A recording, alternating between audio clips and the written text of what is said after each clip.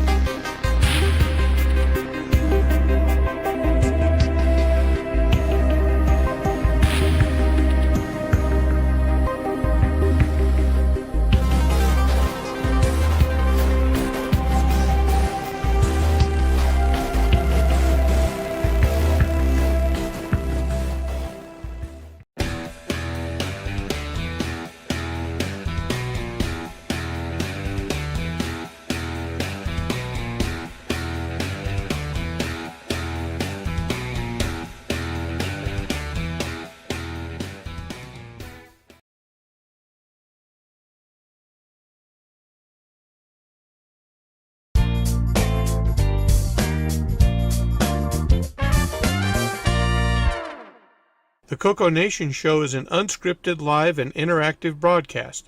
Anything can and will happen. The views and opinions expressed by members of the panel and the live audience are their own, and not necessarily those of the CoCoNation show, its sponsors, affiliates, or subsidiaries. Open minds are encouraged, and a sense of humor is recommended. Thank you for being a part of the CoCoNation.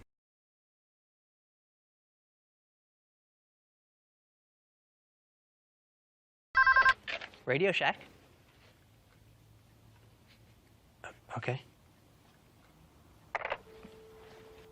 What? The 80s called.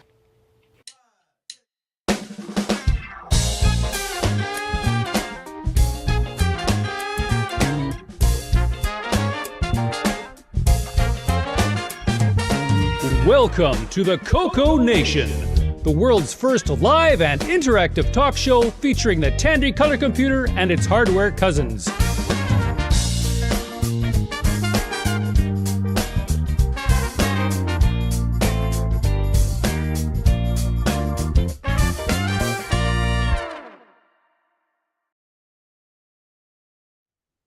Hello, everybody. Welcome to the CoCoNation Show, episode 377.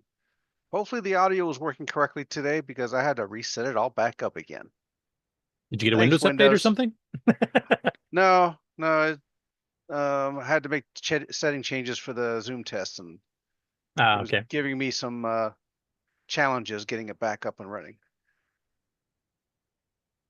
And it appears it is, so cool. I got it right. Okay, let's see. We have special guests today, which we'll get to in a sec here. First off, on the panel, we've got yours truly. Next over, we've got Ron Delvo. Hey, what's happening? Enjoy the day. And Marco. Hey, glad to be here. Okay, Rick Euland. Greetings, all. And this guy, this guy doesn't show up. Why till is later. he here? What is this? Nick Parentes. Hello, everyone. Welcome from down under. All right. Next up, World of Retro Computing. What was your name, sir? Justice. Justice. Okay. He's just writing it down so he doesn't forget. Oh, I will anyway. Yeah, and he'll mispronounce it later. Yeah, he'll mispronounce it later. That's his tradition. So you're going to be Justin. Let's see. Or just go Herc. That's my online name. That's how people. All right. And next over, we got Trina from Trina's Technobabble. Hello. Henry Gernhardt. Hi, folks. Welcome to the CoCoNation. My name's Henry, and today I'm wearing headphones so I can hear what those folks are saying. Okay. Next up, L Curtis Boyle. Welcome to the show, everyone. Hey, David Ladd. Hello, everyone, and welcome to the show. Please sit and stay a while and enjoy the show. And next up, we got Frank from retrorewind.ca. Hello, everyone. And what David said.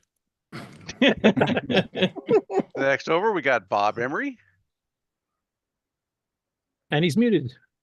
Of course I am. Hello. Welcome to the show, everybody. And on the bottom row, we got Ken Waters.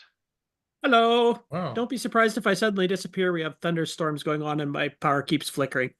Oh, you're the ones that keep sending him to Frank. Gotcha. You've got the Sorry, entire Frank. show.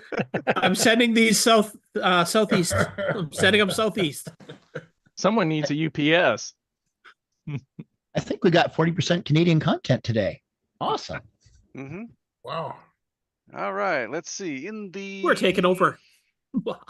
In the chat, we have Sixy, David Ladd, Jim Rye, Coco Living, Michael Ziffel, Marco, Kevin Holloway, Scott Cooper. Everything is Broken Garage. Paul Shoemaker. Strict Yak. Mark Siegel, Tom Eric Gunderson, Jay Jones, 8-Bits in the Basement. And Rick, I think that catches us up. And if I can interrupt for a quick sec, we also have a Canadian in the chat. Everything is Broken Garage is out in Newfoundland. Oh, nice. Oh, cool. All right. Very awesome.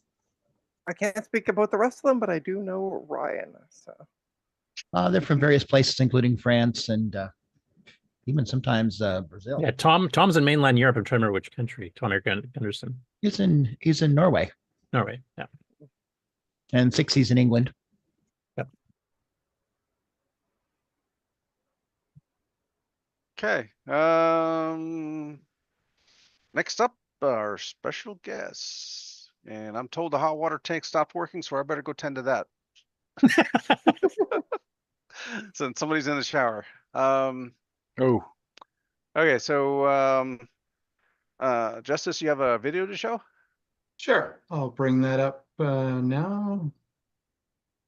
While I go take a quick run downstairs. Okay. Don't forget to share the audio too if you want, or you can just talk over it if you wish. All right, all right. I guess I'm sharing now, right? Yep, we see it. All right, so here is a video that was produced by Richard Bettridge. He was a friend of mine that has been out to World of Retro Computing since the beginning, and he thought it would be neat to do a walk around of the show last year, and then put some music to it, and sort of have it as a promo for this year. So I will play that now. Okay, we're not hearing the audio, so I'm assuming you didn't share the sound, but you can just talk over it if you wanted to. Well, you know what? Let's start it over. All right, so let's just share the audio. Does that have some screen burn on there? Sure. You know what? I don't see. Remember when they used to have screen burn? You have to kill your share and then restart. And restart the share. There's a little checkbox for sharing the audio. Oh, okay. Oh, yes, I'm sorry. All right. So just now we have audio? Yeah. Maybe turn down just a hair.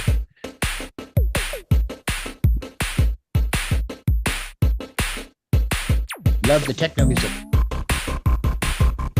Everybody's favorite, I think. Now, there's a CoCo 3 that makes a brief appearance. See if you can catch it.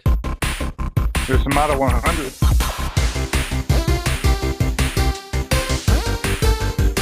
I saw some pets.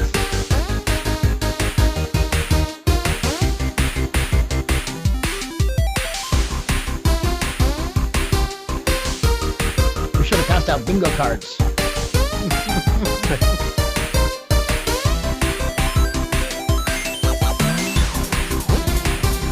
1701.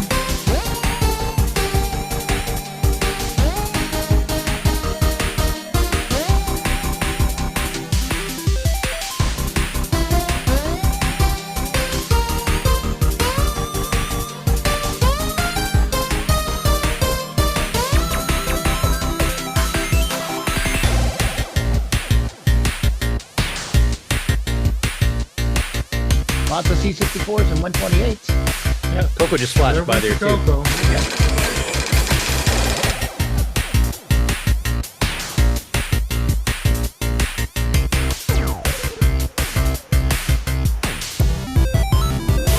Ego.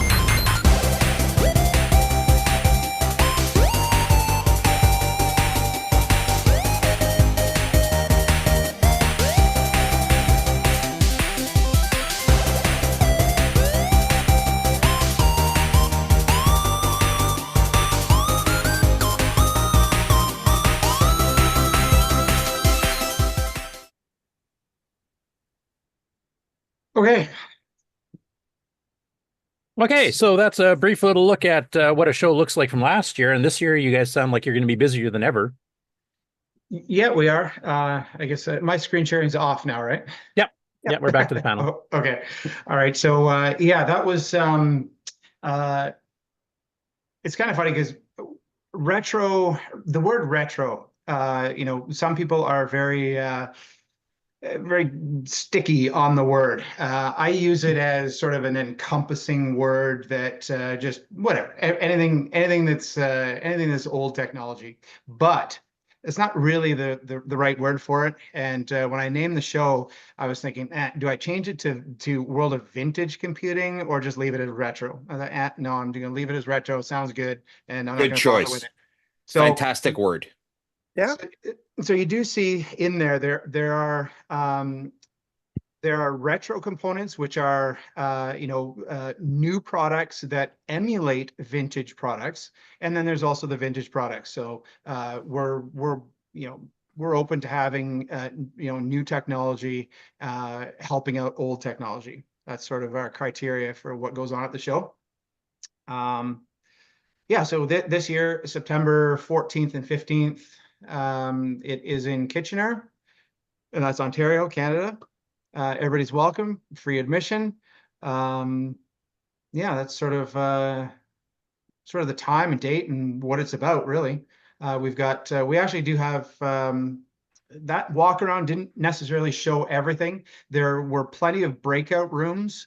It also didn't show Retro Rewind setup. There's a kitchen area, and I thought it would be good because Retro Rewind does a lot of repair work. So having them in the kitchen area was very appropriate. So yeah, he's always got something cooking. So yeah, exactly. So maybe I'll start out with Frank. You got you're muted, Frank. I said we'll be serving pancakes this year. Awesome. Whoa, well, there's even sweet. better incentive to go now. With real maple syrup? With real maple syrup. Just tap No, we're fake gonna stuff. Frank is gonna tap the tree out front. So and it's just even make it fresh right there. real Cook maple it in the syrup. kitchen. Yeah. Oh, I thought he was going to pull from that reserve that had some stolen there a year or two ago. So. The last thing you want is me cooking. Trust me.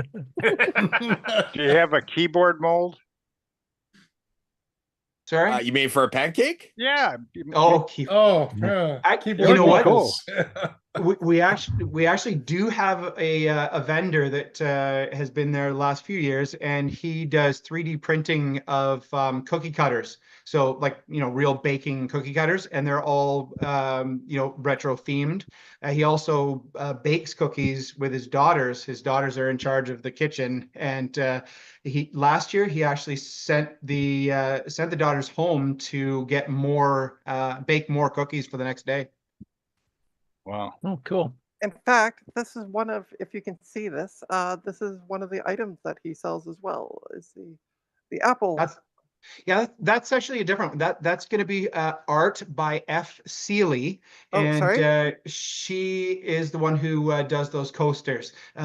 She's printed off a bunch of new stickers and designs, but they're like super high quality. They really look nice, and they're fairly reasonably priced. Before we get fully into talking to our guests here on specific things about the show, I was just wondering, and any one of you can take this that is familiar with it. How did the show start? How long has it been running? All right, well, I'll answer that. It started in 21, and we have a local community that meets up every month physically at a makerspace in Kitchener, and it was right around. Well, in COVID, then, okay, no more meetings, blah, blah, blah. Everyone was itching to get out and socialize, get going. So I thought, you know what, I'm gonna try this in sort of the end stages of COVID. I thought I'm gonna do it. So I found Cambridge Hotel and Conference Center. They were the only place that was willing to host an actual show. We had limitations in mass and 50 people at a time, that kind of thing, but they were very willing to give it a go. They thought that it would be great marketing for them if they could have a show saying, "Yeah, you know what, things are back, and let's get going." So from our small little group in Kitchener that's called the Computer Heritage Group, began by a guy named Ian. Sort of had the help of a few of them to put together the world of retro computing, and yeah, there's been some vendors and exhibitors that have been there from 2021. I had a Mark from Mindflare Retro. He gathered up a whole bunch of YouTubers, and basically he had them talk about their first computer and or their first computer experience. So they all did a little blurb. It was, I don't know, about 20 minutes or so, the total, and there was lots of YouTubers like I don't know. I'm not going to be able to name them now. Maybe Frank can help me with some of the names. Jan Beta was on it. Adrian from Adrian Black was on it. Right. LGR did a blurb. Yes. It was a whole bunch of them. Yeah, from around the world, and basically it was Mark's way from Mindflare Retro. It was his way of sort of helping me out with a video that would sort of establish World of Retro Computing as something that is I don't know, more than just a group of guys meeting up once a month. And I believe Henry Reitfeld is a member of your group as well. So he is part of our group. Yep.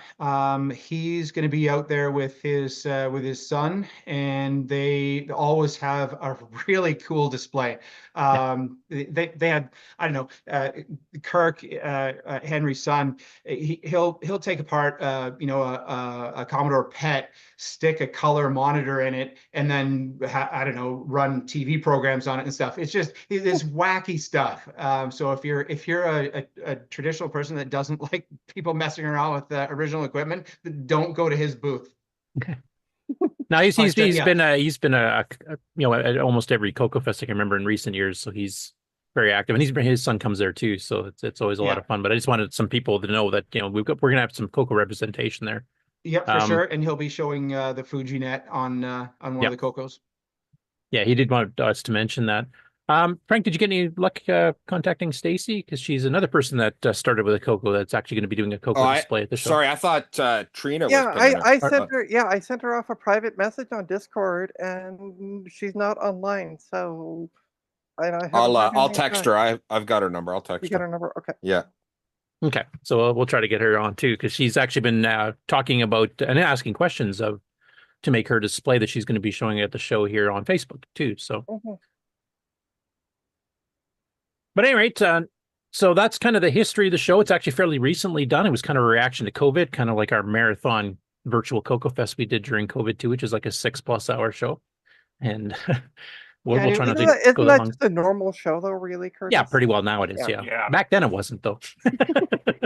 So it was going to be just like one show to fill a void, and then I was just whatever, that was going to be it. We just go back to our small monthly meetings and not worry about a show. But my vendors and exhibitors were saying, okay, what's going in next year? Can I get a table again? I had more people asking about it. The word spread pretty quickly, and I was like, oh my goodness, I don't know if I want to do a yearly show. So it's not World of Retro Computing yearly event.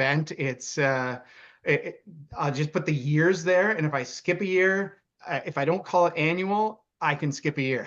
but yeah, so this is our 4th year. The first year, like I said, was at Cambridge Hotel Conference Center. That was cool. The second year, I thought, all right, let's get a different venue. So we actually had it in a barn. And that was an amazing event space. I know Frank loved it, but it was also very hot. Yeah. Henry mentioned that too, because Henry sent us some pictures and stuff from that too when it happened. Yeah. But it was a unique enough event space where no one really complained that much about it, just because it was a pretty cool event. But I tried getting them last year, and they went absolutely berserk with the pricing. So it was like, okay, never mind. And I find this location at 8 Queen Street North in Kitchener, and it's again, a fellow member works at the building that we're using, and they offered up the building for a very reasonable price, and so that's why we're there. And he offered up again this year, so it's everyone likes that space. It's a high-tech space. It has a lot of it was the old Gaudi's department store, so there's a lot of history in the building. Open ceilings, wood beams, yet very up-to-date building, or on the inside. So okay. Frank, did you get involved right off the start? Did you join like a year in, or how did you get involved? Oh, right off the start. Absolutely. We've been there every year. We sponsor the show every year. And Justice is just being nice, because I was one of the people pestering him every year going, when's the next one? When's the next one? Come on, let's do this. That's a good man. I appreciate that kind of kick in the butt to get things started. It's been great, and with the help of people like Frank and retrorewind.ca and their sponsorship, last year the show was free due to the sponsors like Frank. So thanks, Frank, and I do appreciate that. And it just, I find that a free event is not not necessarily restrictive if you put an admission on it, but it I don't know, it allows people to sort of come in that aren't maybe totally sure of what's going on, and they don't necessarily want to spend money if they're going to be disappointed. But I don't think anyone has been disappointed, but that's sort of my basis on having a free event, because you know what, if you just want to pop in for 5 minutes, nobody wants to pay a fee. I know other shows, you know, they have to because of whatever their circumstances are, but with me and the sponsorship, it's allowed free admission. So that's and we do the same. We've done the same thing at CoCo Fest the last few years too, for the exact same reasons, and our attendance has been increasing every year, so it seems to be working. And then Trina, you did you originally go last year? Like last year's your first year going to it. Were you going just as a guest to check out the show, or are you planning to have booths right off the start? So I didn't have a booth. I ended up buying a booth. I can show that. Let me bring up the picture here. Like what she means is not buying a booth from me to display. No, you'll see what she means. Yeah, Literally buying booths. Yeah. Here we go. Share. So this is what I bought. Was everything that's on that table, but not the person sitting behind it. That's who I bought it from. And speaking of, it depends. Justice had made a mention about retro and. So if you notice, there's I'm going to zoom in here a little bit. There's a Windows XP laptop, which after I bought the tables, he said, well, the tables are yours, sell away. And this person came up just absolutely squealing, going, oh my God, Windows XP. And they were like, this is so retro. So to them, that constitutes as retro. But yeah, I ended up buying everything that's in that photo, minus the tables. I tend to cry and scream too when I see Windows XP. Usually more crying than screaming. Yeah, I agree on that. But what got me started was I went on Reddit and I said, hey, you know, there's these VCF East, West, Southwest, blah, blah, blah, blah, blah. Is there anything like that here in the GTA? That was back Greater Toronto area, just for those. Yeah, Greater Toronto area, right. And so somebody replied back saying there was a Commodore thing, and I'm like, I kind of want like more than just, I'm not much into Commodore, so I'm like, I'm looking for more than just that. And they mentioned the world of retro computing. So that's how I got it on, like, that's how I was taken down that path. So, and then I sent an email off last year saying, hey, when's the event going to be? And then a month prior, I got an email going, here it is, due to circumstances. And yeah, so I just attended last year and just was there as a attendee. So Trina, have you been to any other retro computing shows before that, or was that your very first one? This was my very first one. I haven't been to anything past that. So. I was going to go to VCF. I was going to go to VCF Midwest, but then when Justice came back and said it's a week after, I'm like, US, which is more costly for me at the end of the day, or Canada. Oh, I think Canada wins. So we should mention for any of our American friends here that are, you know, not too far from the southern part, southwestern part of Ontario. It's not even that far of a trip across the border. Say if you cross over to Buffalo, right? It's just a couple of hours, maybe. Yeah, within a couple of hours for sure. And no, we have I've had vendors from the States and visitors from the States as well. So yeah, and it was interesting because last year, an example of some of the people who show up to the show, Trina was just a regular person attending the show, and I want to say guest, but then that's things. Well, no, she wasn't a guest. She was just a regular person. Anyway, whatever.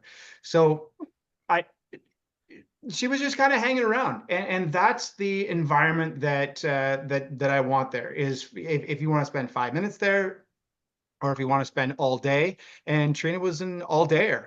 And there's enough stuff going on where you really can have either conversations or playing with the computers or playing with the retro stuff, you can spend hours there.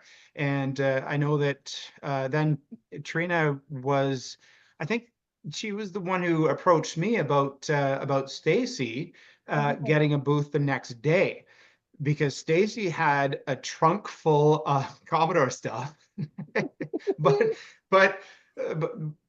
I don't know, but no table at the show. And so Trina said, you know what, would you mind if Stacy set up? I'm like, sure. I actually have a vendor that could only make the Saturday, and so I've got an opening on Sunday. And Stacy's little booth was just an absolute blowout success with what she brought. And I'll let a bit of time pass to see if Stacy comes. But it was something that is I'll give a little bit of a hint. It was a computer that is known to be only 1 or 2 in North America. Well, 4 in the world. 4 in the entire world. Yeah. Okay. So if Stacy comes on, then well, I'll let her talk about it, and if she doesn't, then remind me and I'll say what it was. Yeah, I was sitting in the booth, and then Stacy slid in, and we got chit-chatting, and then she's like, "Oh, you should see this computer I have." So she went out to the truck and got the computer, and then she was generating interest just sitting in the booth. So then I'm like, "Well, let's see if we can actually get you a table for tomorrow." And the rest is history. And what Trina was talking about, the a booth is at that venue. There's lots of places to sit down and converse with others, and that was right in the same area as we have our LAN party. And the LAN party is another thing that everyone really likes. The younger kids love it, and I'm not talking younger kids that would be of that age to have those computer like a 486 or something as a computer of their own. I'm talking younger kids that would be, say, like, I don't know, maybe like PS2 age, but they're loving the 486 games. So that's, I mean, whatever. There was all sorts of ages at the LAN station. So that's another event that we have at the show.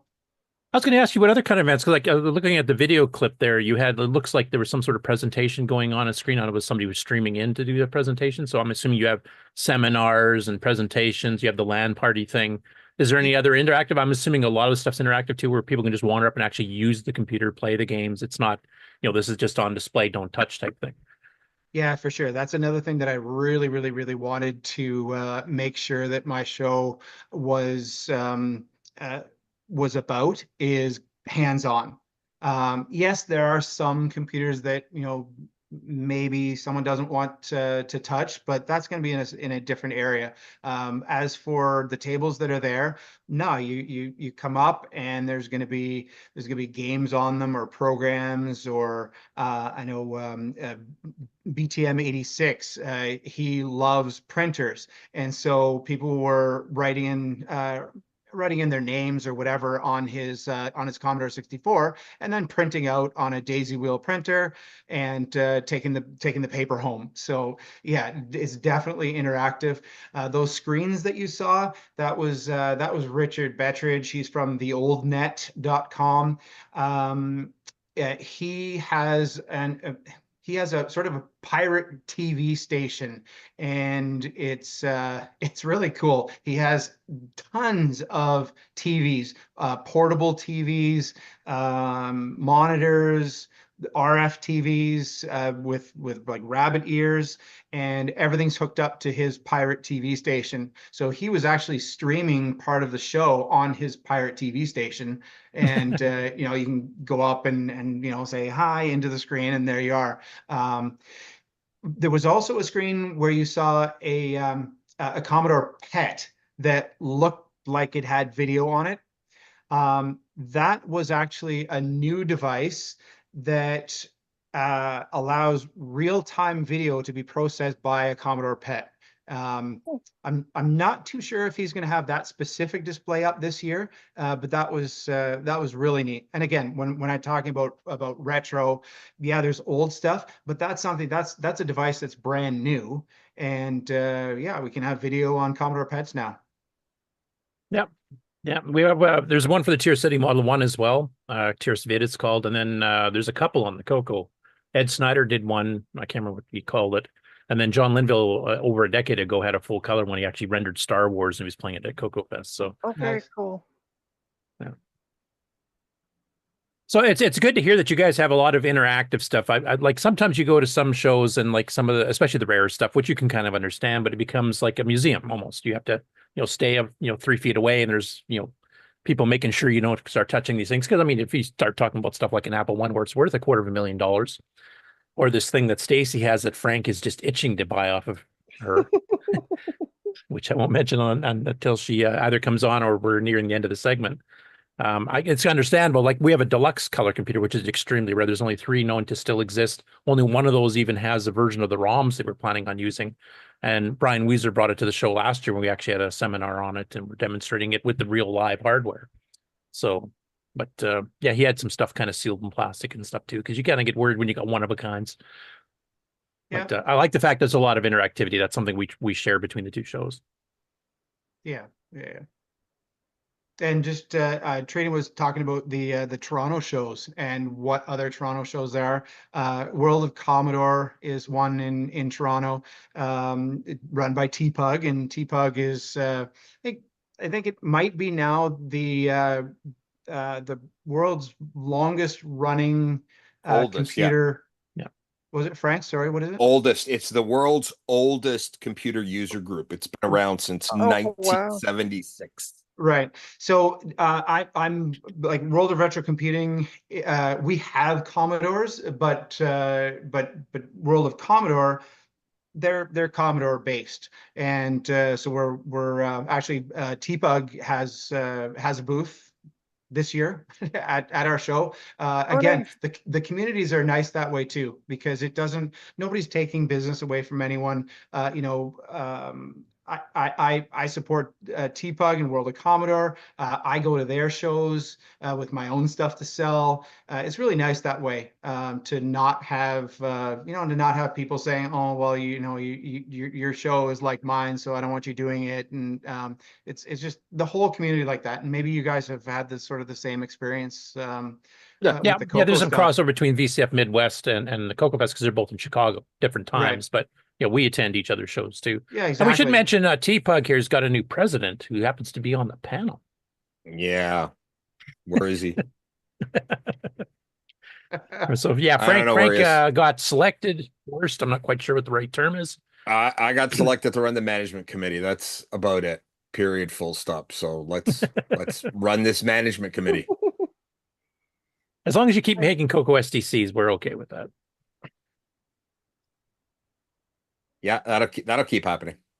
We've got another vendor that I want to mention, Minimig. So minimate.ca. He produces he produces the like Amiga boards that are brand new, with lots of current implementation, some FPGA stuff, but it's not just, like I said before, it's not just vintage computer stuff. Anybody, you know what, bring your money out and you'll probably be able to pick something up. Bring lots of money. Nothing's really expensive at our show. But you guys have an auction that Frank gets addicted to like we do, or what's that? So do you guys have an auction that Frank likes to get addicted to like we have at our show where he spends Thankfully not. So, okay. well, I'll tell you, we had one of our members from the Computer Heritage Group, Brian Pope. I'm sure you guys have seen him at some of the shows. He was a big VCF attendee over the years, and he passed away earlier this year. And we're actually having a memorial auction, raffle, and sale and the proceeds are going to our local Humane Society. And that was one of Brian's wishes. I talked to him about it, and he said, you know what, I've got some stuff in storage. Can you help me out getting rid of it and stuff? And I thought, well, you know what? Why don't we do it as part of the show and raise a bit of money for the Humane Society as well. So that was something that he was big into. So yes, we are going to have an auction. There'll be an online component. It'll be on the worldofretrocomputing.com website. It's not live yet, but it'll go live, I think, this coming Saturday. It'll be up at noon. And so I'm putting a few of his items up as an online auction, but everything will be at the show so that you can see it. And then there'll be raffles, and there'll be door prizes, and then regular stuff for sale as well. Are my tickets from the raffle last year still valid? Can I just use those? Now, I wanted to ask you about what the future plans are. I mean, from the sounds of it, you've already sold out your tables this year. So are you going to be like a lot of the other retro shows, having to look to expand to a bigger facility, or is there more room to expand in the facility you're at that you just have to rent more space? Or well, I don't necessarily want to get like World of Commodore, where I'm renting out the Toronto Convention Center and have 80,000 attendees. I'm not really looking for that. I'm happy to curate the vendors and exhibitors each year, and sort of keep the size similar to what it is right now. I'm not really looking to expand. It's not a money-making endeavor for me. It's more of just letting people show their stuff in a forum that maybe they can't by themselves. So yeah, to answer that, no, I'm not really looking at going big or anything. how about for actual attendees? Like, do you have room? Like, it's not like standing room only where you can't even wander around or anything like that. You've got room for more attendees to show up? Yeah, for sure. I think we were around we were over 500 for the weekend last year. And this, yeah, we could easily double that. That would not be a concern at all. Okay. And do you have any future plans, some things that you haven't got ready for this year, but that you're thinking of doing that would be a bit special or different, or you just kind of decide as each year comes by, what kind of circumstances come up? Well, I got to say, I'm a little bit of a procrastinator myself, but not a bad procrastinator. I'm a good procrastinator. So things will get done, but I don't have a lot of advance, thoughts about what I want the show to be or who I want to be in the show. It really is, I don't know, kind of, I'm not going to say last minute, but it's not something that really needs a whole lot of preparation. It comes together because I've got a great group of people, like my vendors. That's who makes the show. And as long as I've got good vendors, I kind of can sit back and just make sure that they have a good space to show their wares and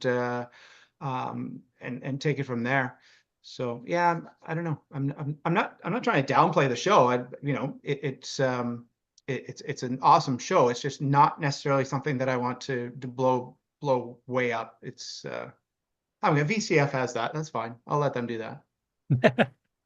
Okay. I don't know have any more questions for you specifically, Justin. I thought I'd ask Frank as the sponsor and Trina as an attendee / booth buyer. What are your favorite parts of the show? Whichever order between the two of you want. And the people, to be perfectly honest with you. I think Justice really understated the value of kind of people just wandering in. Last year, there was, I'm not sure if Justice, you remember this, there was 4 people that were kind of late in their teens about to start university that kind of just wandered in off the street and got super, super interested in all this because they were going to start doing comp sci courses at the local university there, Waterloo. 2 of the 4 people I'm still in touch with, helping get retro stuff for them and fix stuff. you know, it's people like that. I mean, you see a lot of the same people, right? I mean, there's a lot of the community is quite good. And, you know, 40% of the people that show up, you see at other shows, you know who they are. It's seeing kind of that new blood come into the hobby that is incredible. People just kind of wandered in. Last year, yeah, when we were at the barn, there was a much older gentleman and his wife that kind of just wandered in. And after chatting with him for a while, learned that he used to be a professor of comp sci at the University of Waterloo. So was his wife. He ended up being the head of the department, had tons and tons of experience back in the day with Vaxes, and got right back into this. Yeah, was actually a CoCo user. He pulled it out of his attic and sent it to me to have cleaned and fixed. So it's things like that, because reality is, in this hobby, we have to keep growing in order to keep these beautiful machines going, right? So seeing stuff like that, and Justice does an incredible job advertising. I don't think I can stress that enough. We're talking radio ads. He goes like full out for this type of thing. And kudos to him. And I'm glad that he's the one doing all the work. I don't mind just writing him a check and let him do all the work. And Trina, what was your favorite part? Oh, sorry, just did you have something? I was just going to say that the radio ads are actually going to be starting September 9th. I'm doing a big radio campaign this year. Yeah, but yes, that's something if I can just go back a little bit, where Curtis, you had asked about growth, and Frank, you bring up a very, very good point. My growth, I guess, would be, yes, the community that comes to the show. That would be important to me. Yeah, so thanks for mentioning that. That is a good part. Yeah, because yes, we all love the people that are there every year, but yeah, it does, you know what, it can get a little stale. And I don't mean the people, it's just that there's only so many times you can talk about the same Amiga or game. But if you have someone new coming in that doesn't know that stuff, it's a completely new conversation. So yeah, growing the audience. Yeah, let's say that's my goal. Let's say that. I mean, you guys know this. You guys know this with the CoCo show that you guys do. You know, it's usually the same faces. Like when we do World of Commodore, there's this like corner of the room, which is like Justice and us and some friends from up north. And it's always the same people, right? That you sit there and, which is great because, you know, I've been lucky to form very long lasting friendships with a lot of these people, but it is really incredible to see a face you've never seen before that really gets interested in this hobby. Yeah, a good example would be Charlie from Porticoco. You know, yeah, exactly. Yeah, we get that enthusiasm, especially when it's the younger people coming in, like you were mentioning too, Justice. That you're getting new blood into the hobby. Yeah. Anyway, sorry, Trina, we cut you off there. So, no, that's okay, because I've been sitting here. I'm just going to repeat basically what Frank said. It's the people. It was, you know, I went there knowing absolutely nobody. And by the end of the weekend, I had made some really great friendships, and Stacy is one of them. And speaking of which, so I've been out of work since the end of June, and trying to find work seems to be a needle in a haystack right now, and there's no pun intended on that because World of Retro Computer is also known as work. But I had made a mention of that when we were talking the other night, doing doing our Zoom test. Zoom test, yeah. And Stacy reached out to me and said, "Listen, I got a spare bed. I'm going to be driving by your place. I can pick you up. Come on with me." So I am going to be able to attend this year, thanks to Stacy. And it's big shout out to Stacy. I'm not sure why she wasn't able to make it today, but haven't heard from her. Yeah, I didn't hear back either. But yeah, a huge thank you to Stacy because after we got off the call, I then was like, all right, I'm gonna go veg out, and I just checked Discord, and there was a message from her. And then it turns out she had to switch rooms because I'm like, listen, at least I owe you some gas money for this. And she's like, no worries, because from point A to point B, I got to drive past Toronto. And then the next night, she said, oh, I changed the rooms over and got 2 queen beds, and it saved me $100 on the room. So she said, there you go, there's the gas money covered. So Yeah, huge, that's a huge something we thank you. experienced in the CoCo community too, where people help each other out to get to the show, and we flew Simon in from, where is he from? Finland or something? No, Denmark. Denmark. Yeah, so we flew him in to attend CoCo Fest because he'd never be able to do that on his own type thing. So that type of community spirit, I think, really helps all the retro shows type thing, because then it's friends. It's not just a corporate Comdex type thing, which I've also attended in the past, and you don't get to know anybody there. You just talk to salesmen and occasionally get to sneak in and talk to an engineer or something. But in this case, everybody becomes friends and is friendly to each other and helps each other out. But yeah, no, it felt like a really, after a couple of hours of being there, I felt like I knew some people, not all of them, obviously, because some were, again, as Justice said, some people just come in for 5 minutes, so you don't get to even talk to them. But the people who were there for the day, I got to kind of talk and know, and it was just a great environment. I will give Justice very big kudos for that. Very welcoming community. So as long as Frank doesn't cook. Yeah, well, but last year I asked him for a drink because it looks like a bar. I know it's a kitchen, it really but it looks does. like a bar. I'm like, can I at least get a drink? I mean, just mix up like a rum and coke or something. I'll pull up a picture just to show you guys. Go ahead, Justice. Sorry. Yeah, you don't. Well, Trina, you wouldn't have known necessarily what Frank, what his business was at all anyway, because Frank, you forgot something last year, didn't you? Most days I don't remember what I had for breakfast, so I'm sure I did forget something. You forgot your vendor banner. Oh, that's right, our roll-up banners. Yeah. This Sarah has made sure this time everything is in order. By the way, I got a Discord message from Henry Wrightfeld I just wanted to mention too. He says, sorry, I'm away from the house for today. Thanks for the offer to come on the show. So that's he wasn't able to make it because he's out. Okay. But he'll be there as well. I think Frank is just pulling up a picture. I'm trying to, but I can't seem to find any. Find them from the previous 2 shows. I'll put one of those up. Yeah. It sank. Yeah, I wonder if the picture got destroyed in the flood. Hopefully not. It got wiped out of the hard drive. Yeah. Well, it got wet, so I had to toss it out. You don't want to get moldy. No, that's the last thing you want.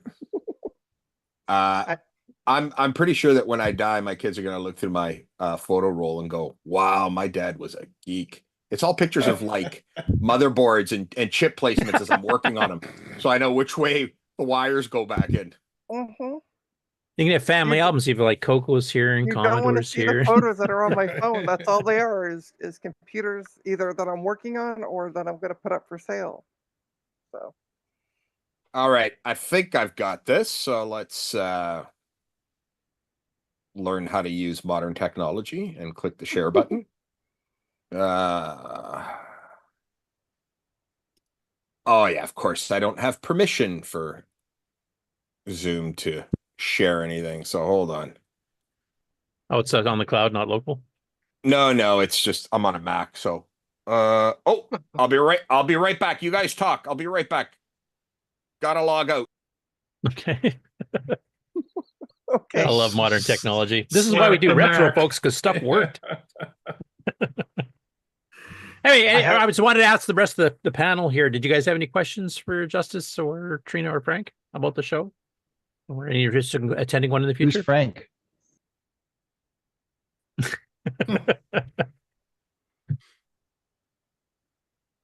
Like, Rick, I don't think you're too far. Well, I guess you got to drive around the lake to get up to. Yeah, I wouldn't be, except for that whole crossing water. Oh, listen, just get one of those the amphibious cars from the 60s It fits Yeah, the well with the Wisconsin whole Dells retro. Ducks. You can take one of those. Have you It been would on fit one of well those? with the show. Yes. It's retro. It's great. It's questionable. It's Okay, you guys can stop talking about me now. I'm back. I can hear everything. oh man. Let's try Oh, this that break. now. Yeah. Technology, I hate it. You guys see that? I do Yep, occasionally there we also. go. Yeah, so that's kind of the kitchen area that we were set up in right there. So you can see how it is actually set up like a kitchen. Slash bar. Yeah. It's a really neat event space because there are a lot of breakout rooms like that kitchen, and then Minimig had a room of his own. Yeah, it's a really unique space. Again, I don't know how to cook, so you know, Hey, Well, that's listen, totally just out of my element in that regard. You have what, 2 weeks? So learn how to bartend.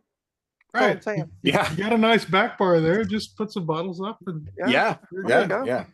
Yeah. Don't You forget can the make gift up jar. tech names for drinks and stuff. If That'd be we fun. you got a liquor license there, Justice? Maybe you should consider one. No. No, No. it's $10 admission and free booze for every That's right. For every product you buy from us, Then will you'll get a have wall-to-wall people. non-alcoholic drink. Shirley Temples for everybody. I think I've got 1 or 2 pictures from the previous show. I mean, you don't really get a scope of the venue because it was this old heritage barn. It was absolutely an incredible space. Unfortunately, by the end of the show, you're drenched and have a hard time breathing because there's not air conditioned, and it is an old, really old barn. I mean, it's got to be hundreds of years old, that barn. Yeah. And again, I'm filibustering because I can't find crap in my. Didn't we feature photo. that barn a couple years ago? Yeah, actually, Someone was Henry there? had sent us some pictures of it when he attended the that show. was a cool spot. Yeah. At Oh, least yeah, on yeah. pictures, it was great. Yeah, so the only one I've got is just kind of us standing there, but you get the idea, right? So you can see all the cracks. So it was a very, very hot day, incredibly hot day. And you have excellent taste in software on the CoCo there. You're running Dungeons of Dagerath, which we'll be discussing later in the news. I approve this photo, an SX64 and a CoCo 3. I have both. And then there's the Love is Sweet banner behind us, which is so touching. I think they had a wedding there the night before or something like that. So Yeah, they did. Yeah. And the roof was redone for events, so everyone was. If it happened to rain, we were all good. Oh yeah. And Justice had like food trucks come. It was an incredible thing. There was like a petting zoo for kids. It was There actually was, yeah. There seriously really was cool a petting zoo. Nice. Yeah. Now that's unique for a retro computer show. I've never heard of a petting zoo at a retro computer show before. Yeah. Well, it makes it family friendly, right? Right. Yeah. It's a great thing to convince families to come out, right? Yeah, you know what? That was actually something that where a few people approached me and said that was really cool, and it was mainly the wives that didn't want to come in with their kids, so they'd go to the petting zoo and let the husbands go in and do whatever. But it's funny because there was a time limit where the wives no longer, they're thinking, wait a second, I'm out here petting animals with my husband in there, and he had a pocket full of cash. Petting money. Yeah. Emphasis on had. The spouses usually get back into the show to stop the spending. That never has worked on you, Frank. I don't understand. Never. No, absolutely never. I mean, Sarah will be at this one, so, but still, we all love Pope, and there's a few items there that I might take with me. So it looks like maybe Stacy's not going to be joining us for today. Yeah, I don't think so. But yeah, so basically, what she has is an Amiga 3500.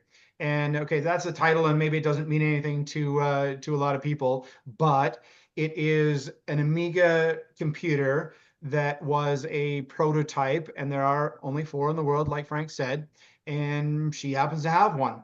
and it was yeah, she brought it along. She was just a regular attendee at the show, yet she brought it just in case someone wanted to see it. And thanks, Trina, for for going You're out more than welcome. to her trunk and telling her to bring it in. So yeah, so Sunday, then or Saturday, Trina and Stacy came to me and said, you know what, is there any chance that Stacy could have a table to show what she has?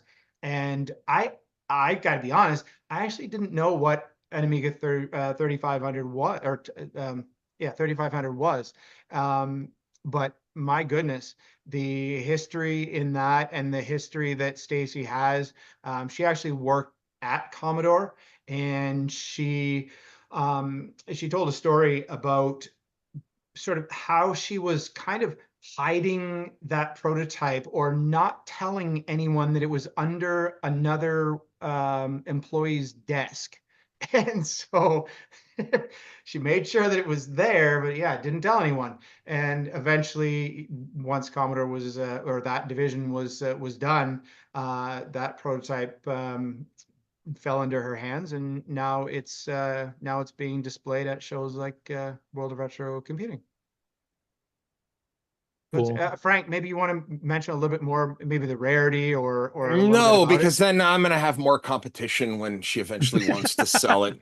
Nobody wants this thing. So essentially what it was is as an Amiga 3000 tower that Commodore, now they did this internally. There was never any intent of selling this device, but internally they took an Amiga 3000T, which already in its own right is an incredibly rare an expensive machine, usually selling for $4,000 to $5,000 all by itself. And they essentially created a like a mini Unix server. And it was deployed at the 4 skunkworks Commodore had across the world. One in Germany, I think there was one in Korea, one in Pennsylvania, and one in Toronto, because one of the actual skunkworks is located here.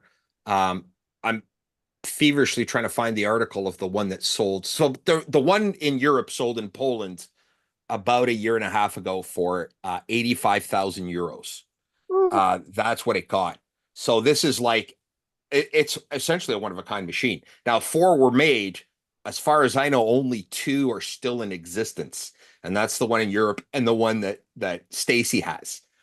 So I mean, you're talking, I mean, it's $100,000 machine, and it's incredibly rare. You can't really do much with it because it is essentially a mini Unix server. You know, you can connect dumb terminals, and that's what they did at the skunkworks. Like the repair shops all had dumb terminals connected to it to pull up jobs. It was a working machine. Like Commodore used it, you know, as an actual server. And when Commodore decided to close, Stacy and another kind of local guy who's still involved in the community, it was literally under his desk, and he'd put his feet up on it every day. And when the liquidators came through, Stacy literally said, "Hey, can I have that?" And they said, "Sure, take it." And that's kind of the history behind that thing. But it is definitely, there's a lineup of people who are in line to purchase that. It's her retirement plan. I don't blame her. Frank, are several of those people in the line? Yeah. Well, I mean, I know 3 people that would seriously consider buying it. 2 of those 3 people are on this call. So, yeah, it would just be Keith. Keith would be the only other person I know that would actually be interested in buying it. But it isn't, I mean, it's an investment, and it's not a machine. You spend $100,000 on a machine, you kind of make sure that it's locked away properly. And you know what? I don't even know. I don't think Stacy really had, like, it's not for sale right now. So like, don't come to the show thinking that it's for sale. No, not at all. Not at all. Not at all. But it is her retirement plan. I know that. We don't even know, though, at this point, if she's even bringing it to the show this year. I know she brought it last year. No, I think it's coming. I think is she bringing it? Okay. Yeah, I think it's coming. Yep. There, so you can witness a bit of history if you attend the show. So there's another incentive to go. Yeah, I mean, people are, the Korean one I think is long lost. And when Commodore folded, they hired Deloitte at that time, Deloitte Touche, to kind of to all the liquidation, and according to people like that I've talked to, like Dave Haney and Bill, the 3500 there was actually taken by Deloitte in the thing. Now, what happened to it? Who knows, right? Was it destroyed? Was it sold? Like, nobody knows, right? But the European one and the one from Toronto are the only two I know that actually still physically exist. When you mentioned Dave Haney, that reminded me of last year. I had Bill Hurd. He's been a guest, a remote guest for a couple maybe since the beginning. I don't know. Anyway, so Bill and I were talking, and he said, you know what? I'm gonna bring Dave Haney on. And Dave Haney is, for the CoCo guys that don't know, Dave Haney is, again, another employee at Commodore, and he was, I'm not sure what his title was, but it was in the Amiga division. Yeah, he was the lead engineer for the Amiga 2000 and the Amiga 4000. Right. So he's another big name in the Commodore world, and so he was one of our remote guests. And he was coming from a concert. I'm not sure where, but it was like Steely Dan. He was driving back from a Steely Dan concert. Okay, yeah. So he's in his car, and he's got his or actually he doesn't have it set up yet. So he's driving, and he's setting up his camera on the dash of his car. And at one point he stops, and you've got palm trees like out the back window and stuff. So he gets it set up, and then he starts driving again. And while we were talking, the camera fell off the dash of the car, and it looked like Dave Haney had rolled his car.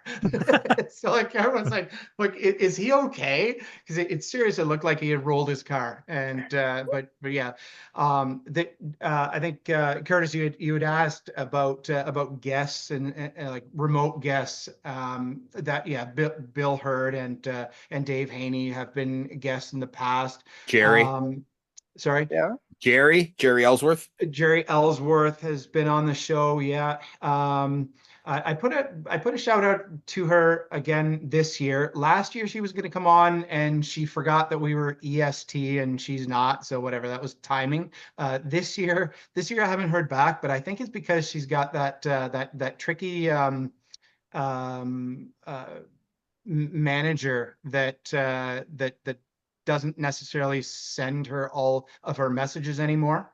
So I haven't figured out how to crack that one yet to get directly to Jerry again. I mean, I've got her number, but I'm not going to call her. So, but yeah, Sven Peterson was someone who Frank brought in the first year. Let's see, Jeff Schapp, he was the guy who was going to be doing the I Adore My 64 movie. And he was on last year talking about the show. As far as I know, he's not doing that movie anymore. So that's the inside scoop on that. Is I don't know. He didn't get enough money for the movie, and so he's not making it. But yeah, I put out feelers to some other people that might pop in virtually on the show. So on the website, worldofretrocomputing.com, I've got a list of some of the vendors who are going to be there and some of the guests, but I haven't put everyone on there. So there is a component of surprise. I may have some guests that pop in during the day, and that's, for the people who are there, that's a surprise for them. I don't really have any intention on putting the show on YouTube to show live events. I feel that that's more, if you've come to the show, then that's your treat for coming to the physical show. Okay. if you need another guest, I might be able to arrange one. So just let me know. Sure, let me know. Okay, I'll email you later. Yeah, thanks.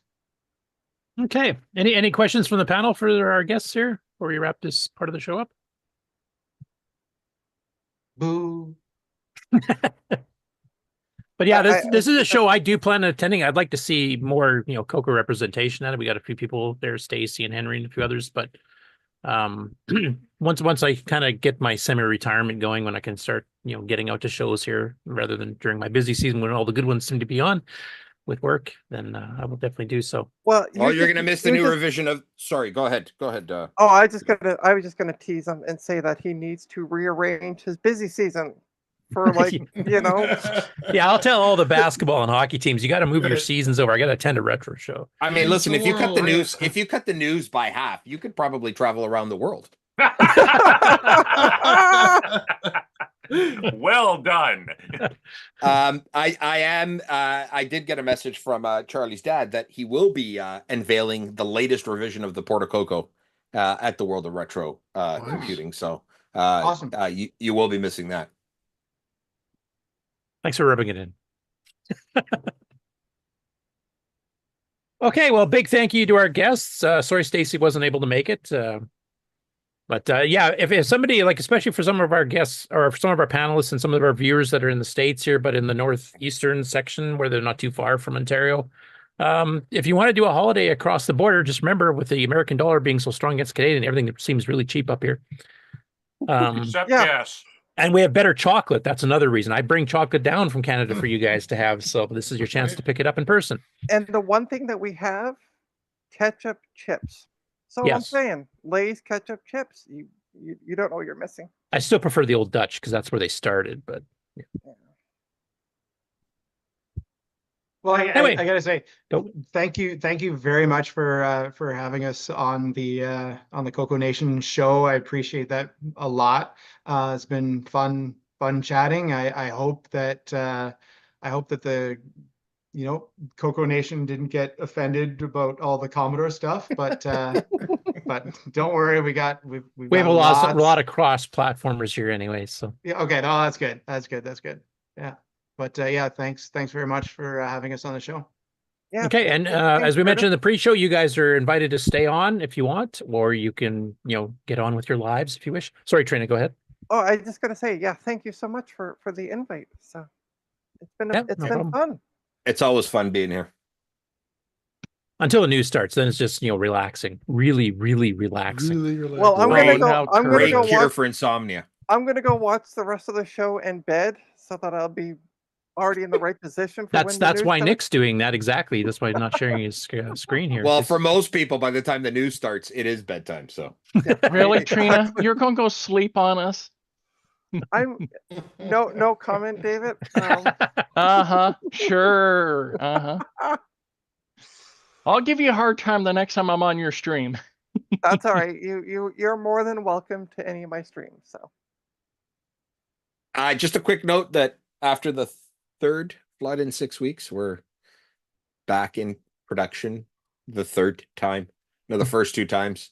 And then we got sidetracked a bit with a little bit of water. So please stop emailing me, asking me when the CoCo SDCs will be ready. They'll be ready hopefully next week, by the end of next week. Frank, why am I reminded of the Castle of the Swamp? Yeah. Yeah. But the fourth one stayed. Sounds like someone needs a lot of sump pumps. The problem isn't the sump pumps, because we have sump pumps. First time we got flooded, like we had a nasty flood 13, 14 years ago here in Toronto, like really nasty, where, I mean, people were literally going up and down my street in their boats. The problem we've got is we live in a floodplain area. Like I live in the west end of Toronto, and there's tons of news articles about how it's just like this summer's been disastrous for people. Problem is we got pumps, but you pump them out where, right? I mean, the sewage system. Yeah, like the sewer in front of my house had like a 4-foot geyser of water coming out of it. Like, where do you go? Like, you're just moving the water somewhere else. It's coming right back. And temporarily, it just comes right back in. Like it's coming right back. So, there's not much that sump pumps or backwater valves or anything will help in that regard. We just need that pipeline to Arizona. That's what you need. Just ship it all down. We could use it. I need hydraulic system under my house that'll just jack up the house when it starts to rain. Right. You know what it reminds me of is you need one of those mini dams that some people in those what was it, a few floods ago, where someone would put up a little mini dam. It was like a inflatable. Yeah, that's what I'm thinking of. It looked like the outside of one of those bouncy swimming pools just without the bottom liner. It just went all the way around the property. Yeah, but then what do your neighbors think of you when you flood their yard even worse? Right. Well, then that's their fault for not thinking ahead. Well, now you're trapped inside a kiddie pool in the middle of a lake. At least you're dry. Exactly. See, that's the thing. At least you're dry. And you'll be the one person that doesn't actually have a boat to get out of there, so you'll be trapped there for weeks. Right. They'll leave you in your kiddie pool. There you go. You'll be letting doves go to see if any plants and stuff are starting to grow again. Anyway, thanks again to our guests. Thank you. Look forward to some reports about the show afterwards from Henry and others. And then if you guys want to come on and kind of tell us how the show went afterwards, feel free to do so to help promote it for next year. Yeah. I might be able to do a walk around if you guys want to do on Saturday. Yeah, sure. You did a brief one last year, and we tried to find Trina, but she was kind of hiding away somewhere, and we didn't get a chance to see her. We saw her. She's too busy negotiating the price of a table. I did see the table. There was a whole raft of the totes and stuff. I remember seeing that. Right. Yeah.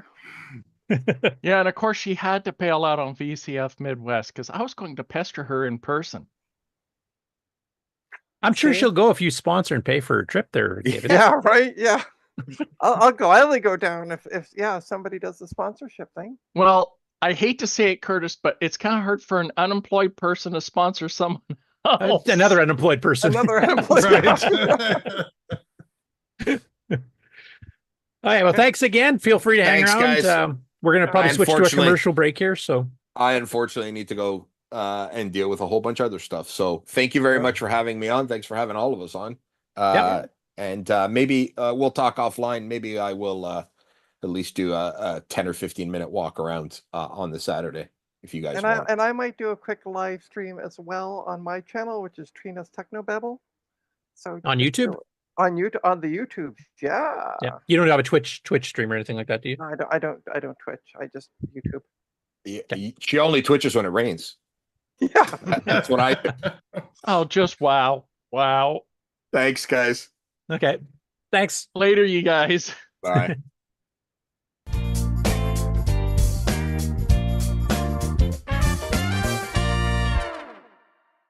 Hey, Amy. Hey, Taylor. We're watching the CoCoNation show. Yeah, we are. Woo! You should too.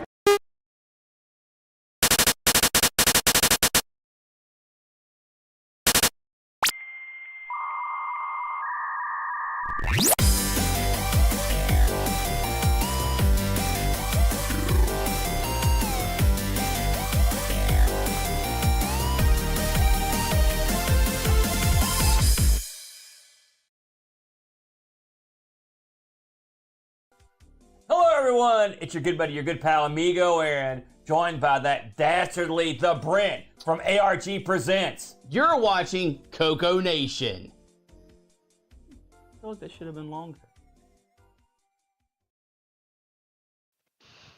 The CoCoNation show would like to thank the following patrons: Alex Gayer, Brandon Dunny, Brian Walsh, Brian Weasler, Karen Anscombe, Coconut Bob, Daddy Burrito, David Ladd, Derek Smithson, Diego BF109, Don Barber, Eric Canales, Glen Hewlett, Graham Wabke, Grant Leedy, Henry Strickland, Jason Warrens, Justin Larson, Ken Reichard, Kevin Holloway, Paul Fiscarelli, R. Allen Murphy, Retro Tech Time, Rob Inman, Rocky Hill, Steve Batson, The Break Key, TJB Chris, Tom C., Tom Gunderson, Tom S., and William A. Thing.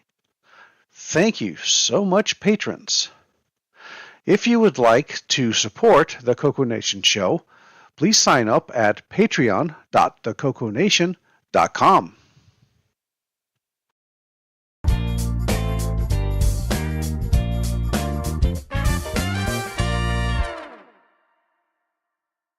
Welcome to everybody's favorite segment, Who's New to Discord? Deuce Juice says, hello, my name is Thomas H. I'm 52 and was 11 years old when I got my first TRS-80 color computer. Nowadays I'm mostly into emulation of the CoCo. I have been trying to install XRoar on my MetaQuest 3 headset with no success so far. I was hoping I could get help here. Heard about you guys from Google. The previous bios were edited for time. Thanks to Glenside Computer Club, Paul Fiscarelli, Paul Shoemaker, Tandy Color Computer 3, and the CoCoNation patrons for boosting the server. Please consider joining Discord and visiting the welcome section to read these bios in full and see what the community has to offer. Just go to discord.thecoconation.com. See you on Discord. And now that we're back, special thanks to our newest Patreon, AC's 8-Bit Zone. Thank you very much. Mark, you're doing something funny over there. I'm doing something funny. He's regressing, or Yeah, you're doing the infinite loop thing. Loop, loop. There we Say go. what? That's better. Okay. That's because the show sometimes feels like an infinite loop. Don't we know it? My mom once told me this joke, or this thing that she found in a Lotus manual back when she was working for Tandy. She looked up the definition for endless loop. The definition read C loop comma endless. She then went to the definition for loop comma endless. The definition said C endless loop. That's recursion at its best, folks. Except it never ends.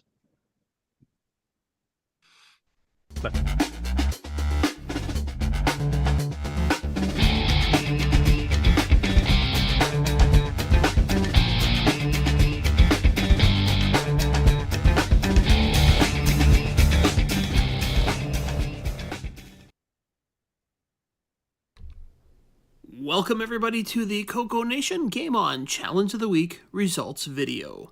This week we played Cosmic Crusader. Or We had a total of 18 players.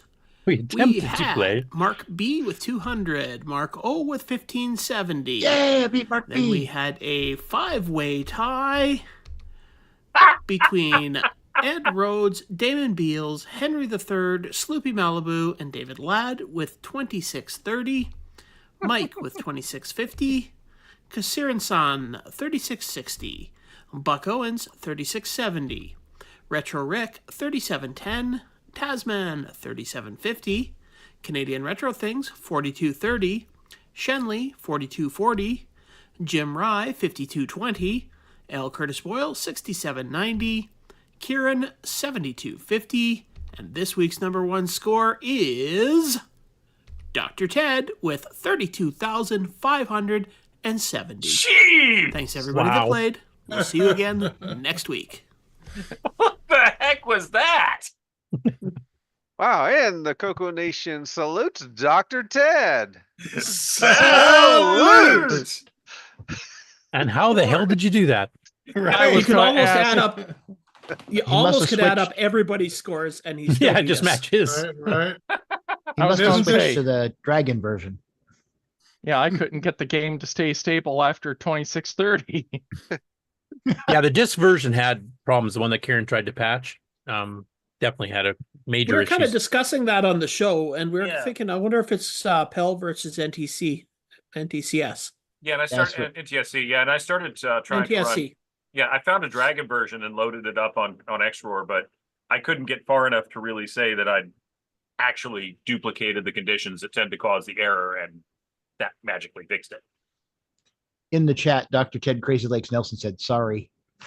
He's sorry. Hey, you don't have to apologize. You're not from Canada. Yeah. Isn't Scott this like Cooper his- says those colors hurt. Scott Cooper, I would like to tell you that those are the colors we have. Would you prefer magenta, cyan, and white? And orange. And orange. Yes. Think Puyan unpatched. Mm-hmm. Yeah, right now, Dr. Ted is saying in the chat, he said, I played the cassette version of the archive on XRoar. If I crashed on the second level, I just kept playing until it let me past. And then 60 said, I should have tried playing the Dragon version, but I found it didn't react as well to controls, and I think it was more keyboard oriented. Playing the cassette version definitely was more stable, even on the CoCo. But yeah, I was getting it's a 50 hertz versus 60 hertz. Some VSync interrupt. It's trying to jam in too much code to fit the interrupt, and maybe it's getting locked up in input loop because it can't quite keep up because you have a bit more time, only interrupting 50 times per second versus 60. That's my guess. Oh, so what you're saying, it could be hitting the stack where it's pumping out 60 hertz and could be. Yeah. I wonder if native mode would fix that, because that would give you a 15% speed gain. Maybe that's enough to fit it in if that's the problem. I didn't get a chance to try that. Unfortunately, as you noticed, I wasn't even on the show on Thursday because I was too busy with work. There was a 6809 was multitasking. That's only if you're under Nitrous 9, sir. Yeah, only when you're using a real OS. But even so, when you only have one core, you can't multitask. You have to timeshare. It's actually timeshare. Yeah. Yeah. Mm-hmm. Did anybody try running it full double speed on a CoCo 3? I'm wondering, because would that speed it up enough to make it past the 60 hertz if that was the issue? I'd make the game probably unplayable though, because that'd be really fast. There was some interesting discussion on their Discord, the CoCo Discord, about it. It seems to cause a lot of problems when it's randomly generating the new characters. It seems like it plays smoothly as long as you don't kill anything, but the moment you have to kill them and they get replaced, then it starts getting strange. So might have something to do with the random placement or random generation of the new replacement enemy. Yeah, I guess my one question is, like, Dragon user reviewed it, gave it 5 stars. Like, they really liked the game. So do we just have a bad dump because there was some copy protection, I believe, on the original, and maybe whoever even dumped the cassette version didn't quite get it right, and maybe that's just been propagated through and made worse. No, the gameplay when it works, I think, is excellent. So yeah, I could agree with the 5 stars on the Dragon review. Speaking of a review, shall we look at one? Sure. Yes. This is the review from DragonSoft. Smooth segue. Hey, that's what I'm all about, is the smooth segues. So as you can see, this game actually only cost £3.99 on release. So this was definitely a budget. Yeah, this is back when I think the pound was about $2.10, $2.20 US. We're talking less than $10. So that's like $6 or $7 Canadian, and that's Canadian. So that's still only about $5 American. Yeah, that's most games would be 3 times that much.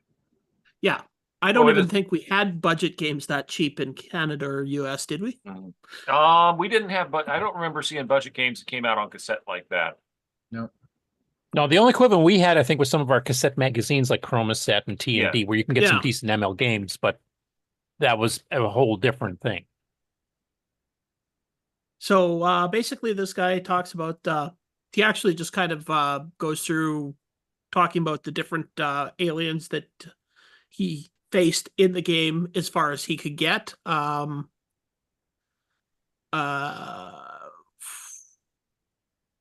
It talks about the hardest thing about it was actually keeping an eye on your fuel and fighting the enemies. And so basically said it's a very good game, which should be part of everybody's collection, and gave it 5 dragons.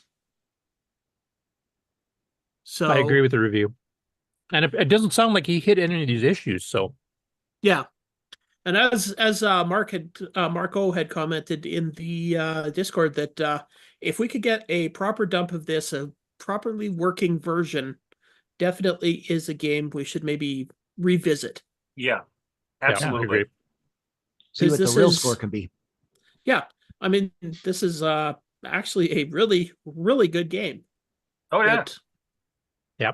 60's mentioning in the chat here, he said the CoCo cassette version definitely has more gubbins, as he calls them. It must be a British slang. Added to handle translating the different keyboard matrix, etc. So it's a port. So somebody did translate it over too. So maybe there was some gum up there.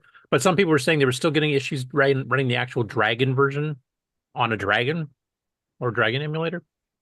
Though less. No, I don't think anybody got any problems with that. Henry said he ran the Dragon version, but never got far enough to see if there's any problems. Well, I mean, like Dr. Ted himself says, I played the cassette version of the archive on XROAR.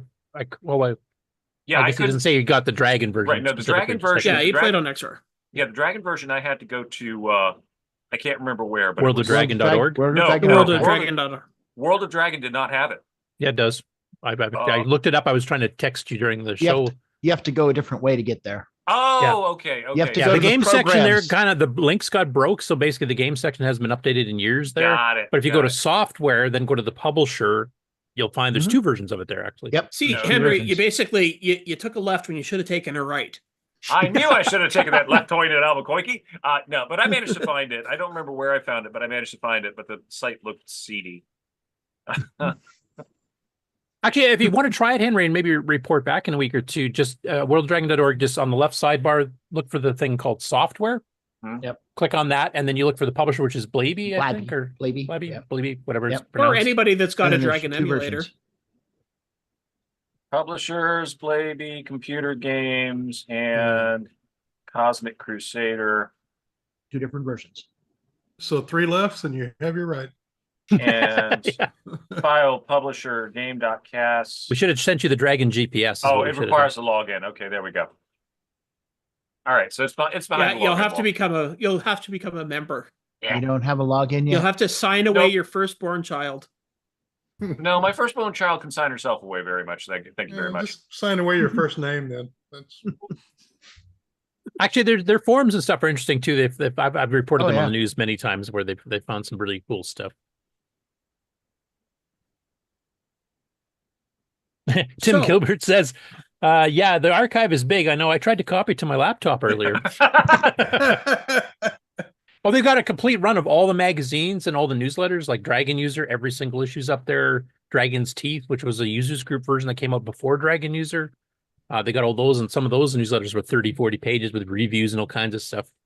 There's a ton of good stuff on there. It's not just the software. There's manuals. There's copies of the cassettes. There's all the various magazines and newsletters. There's just a ton of information. Multiple forums. There's a ton of stuff. Well worth joining if you're a CoCo or Dragon aficionado. Definitely.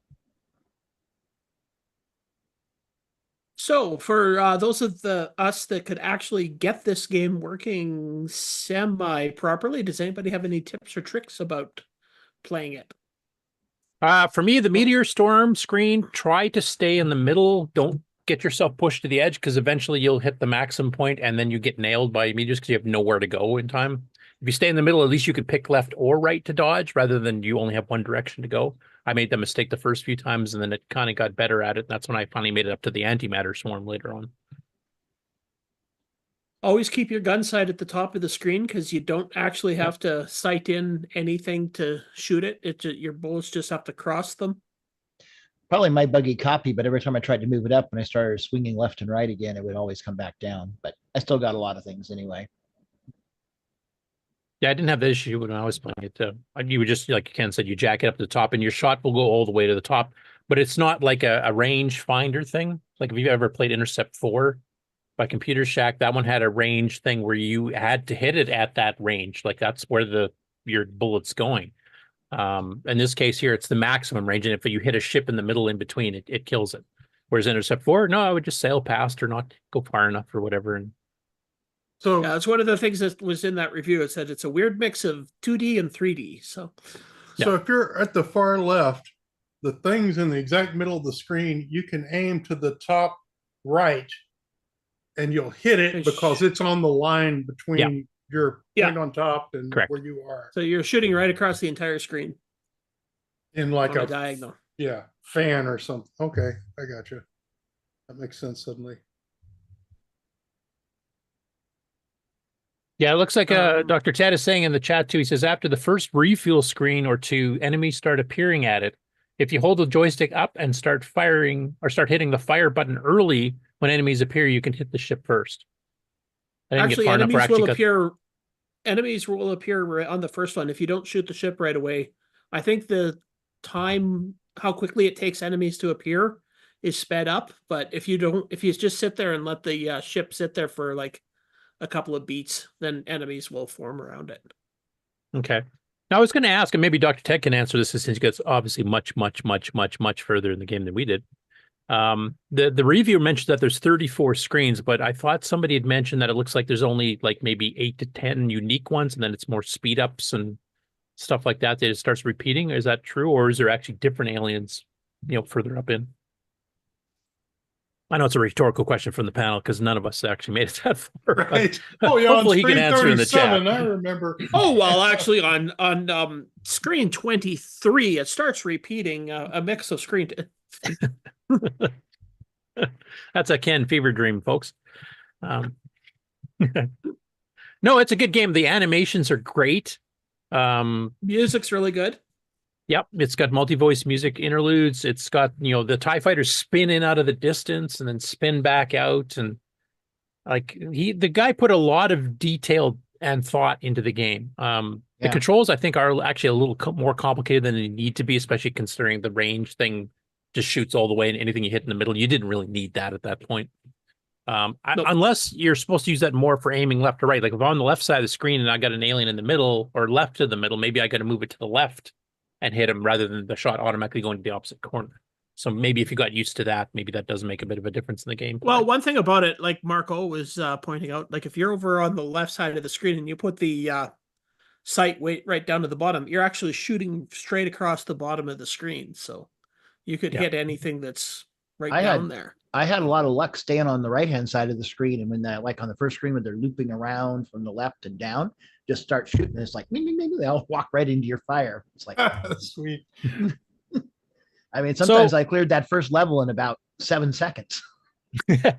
So Dr. Ted is saying, I got to stage 19. It starts repeating after 8 or 9 stages. The behavior of some of the stages is different. Sometimes the ships will shoot, but the next time through, they won't, etc. There are 2 rounds of harmless enemy that just flies around, but on the 3rd time, they start shooting at you, which was a surprise.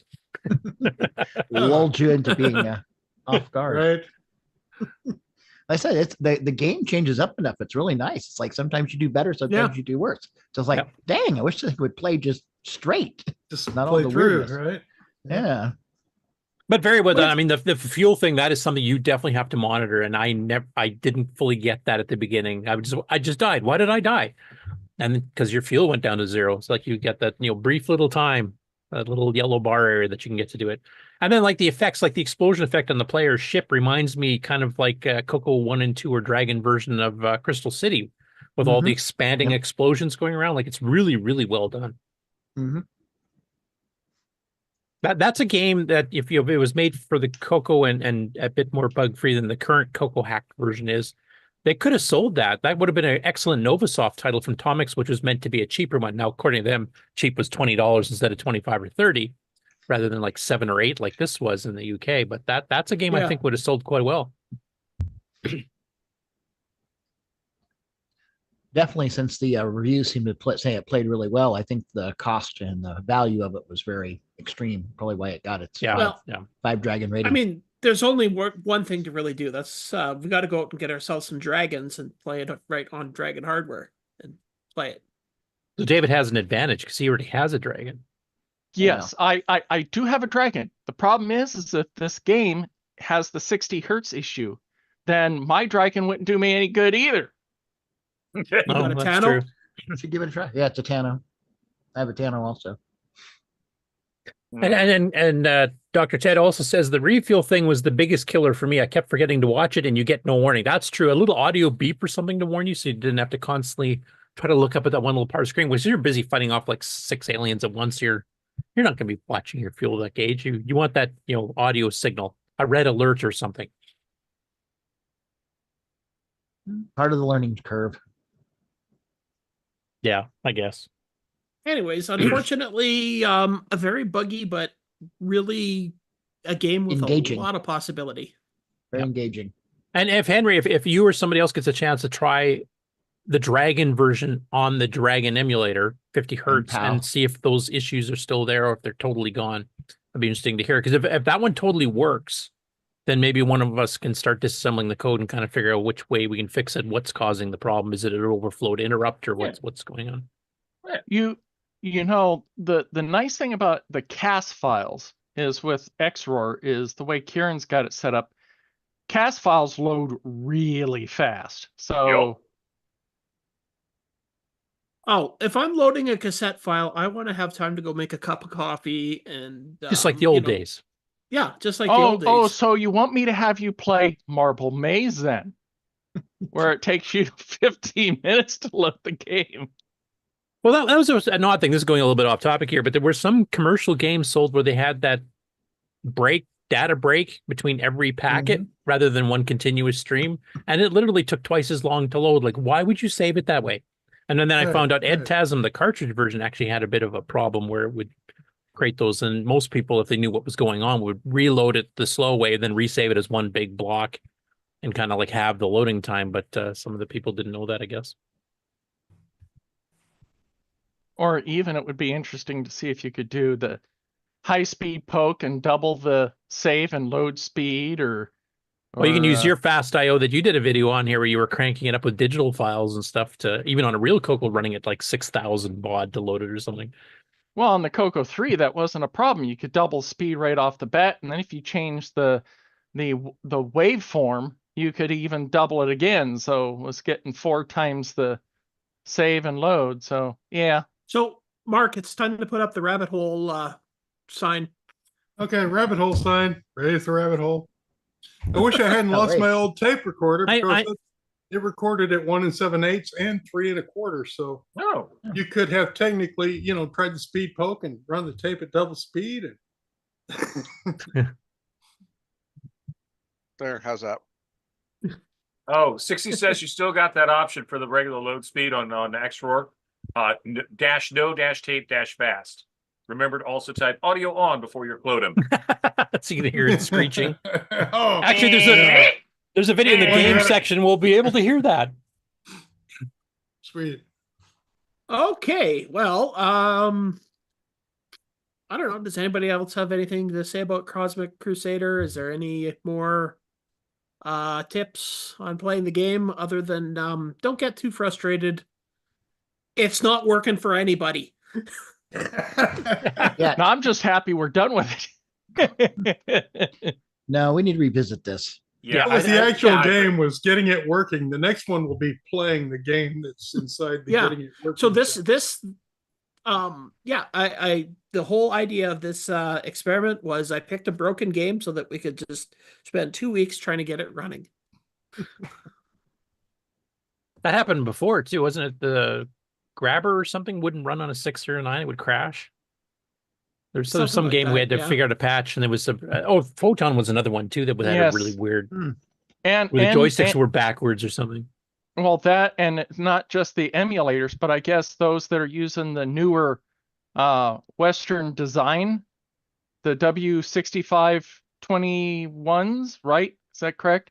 Those newer ones that also has that same issue because they respond faster than the original. Talking about the PIA? Yes, the PIAs. Because I believe someone mentioned the same thing on a CoCo that was built using the 65C21s. Yeah, because I remember Photon was programming the PIA as to inputs and stuff like what joystick you're going to read or which axis, I think it was. X or Y axis of the joystick you're going to read. It would send the command and then do a couple other commands in between, then read the chip because it takes like 10 CPU cycles for the chip to switch over. And that worked on the original. Once the newer PIA, when it would read it instantly, it would still be reading the wrong axis. So all of a sudden you'd move left and you'd go up type of thing. So that was a really hard one. I think Tim Linder or somebody figured that one out at the. Yeah, I think Tim had to patch it. Yeah. Yeah. Which on real hardware with the newer chips. Yeah. Yeah. You'd have to run the patch on the newer machines. But a very good game. I would recommend, even with it broken as it is, I would give it a try if you haven't tried it, just to get a feel for it. It's got some great music, which I'm surprised they didn't get sued over. There's a lot of John Williams influence in there. Let's put it that way. Like I said, John Williams is Wagner-esque. There's a lot of stuff you can borrow from. Oh, it's just Wagner. Okay, there you go. Exactly. All right. Well, moving on. The other game that we played this week was Nerble Force. That's a clone of what? Is it Space? No, that's not right. Defender, I think. Defender, Joust. yes. No, yeah. Defender, Joust. Yeah. Oh, yeah. It's another Joust game. Before Kerbal Space, there was Nerble Force. Nerble Force, definitely a very oddly named game, but it's Defender. Not that you would actually get that from the name. No, not at all. But yeah, so it's a budget version of Defender that's actually pretty good. You die a lot in it. Just like regular Defender. Yep. And I think it has all the different parts too. Like it has, the baiters that come after you if you take too long in a level. It has the ones that you shoot, the pods that break into these tiny little things that swarm you. And like I know some earlier Defender clones in the CoCo kind of only did pieces of Defender and didn't bother with everything. The one thing I don't remember, does it blow the planet up if you lose all your humans? I never lost all my humans, so I don't know. Because I mean, even some early CoCo Defenders didn't even have humans. So I mean, I guess we'll have to let all the humans be taken. It does take the humans a lot slower though, because it only puts it doesn't run quite as many ships on the level at a time. So like there'll only be one grabber ship at a time. So you can only have to worry about one guy being taken at a time. Oh, okay. So you don't have like multiple humans get picked up simultaneously by different landers. Then. Yeah. Right. Now, if I remember correctly, and like I said, I didn't get a chance to join the show here, but I think there's a certain skill level we're supposed to be playing for the scored account, correct? Yes, we are playing Space Commander, or whatever that is in French if you're Marc B. I don't know how, but Marc B managed to download the French version of this game. Jeez. That takes skill. It's on the archive. Oh, is it? Yeah. It's probably a Portuguese version too. So tips and tricks of this game are it's Defender. I can't even mention it because I haven't played it yet, and the last time I played it was several years ago, so I don't really remember if there's any tips. The radar is on the bottom rather than the top, and definitely keep an eye on the radar. It's a good way to go to where the ships are, and you can get there in time to save your men, shoot the ship, catch them, and set them back on the ground, because you do get good points for doing that. You have smart bombs like Defender as well? I couldn't figure out that you do, but so it's not too hard to play because even I found level 2. That's true. In French, yeah. I believe that's level 2. Level 2. Do. Do little bit. Exactly. I don't remember much of my French courses back in school. No, me neither. That was 40 years ago. Give me a break. You're bad Canadians. Yeah, keep going. It's more than 40 for me since I took French. I like to say that I know Saskatchewan French, which is Ukrainian. Well, it is. More people speak Ukrainian in Saskatchewan than speak French. Yeah, and they make good food too. Anyway, I'm getting distracted now because I'm hungry. So Nerble Force for the next 2 weeks. Ken, did you want to show some of the live gameplay? I will attempt to if my internet doesn't flake out on me. I've been getting a lot of power surges today, so anyway, I do have it queued up if you need. Well, if I suddenly drop out, you can start playing it. Oh wait, I gotta share my screen first. But he's been regular with more fibers, so. Yeah, that's true. All right. So here we go. We had a good turnout on Thursday. We had, what is that, 6, 7, 8 people playing at once at one point. You get more people on when I'm not there, so maybe I should just quit attending. Yeah, pretty much. If you had shown up, we would have had 9 people, Curtis. Now, I say 8 people playing, but actually, David Ladd is just looking at the internals of his computer. Contemplating his navel and his computer. But he was running Nitrous 9, so I got to give him props for that. Hey, there you go. I was working on my OBS setup. Sorry. Okay, so yeah, a lot of people were, we tried to troubleshoot Cosmic Crusader a bit, and we played Nerble Force, and I think we had fun. And Marc B was playing in a French color set. Yeah. That's like a really old VCC or something? No, it's not too old, no.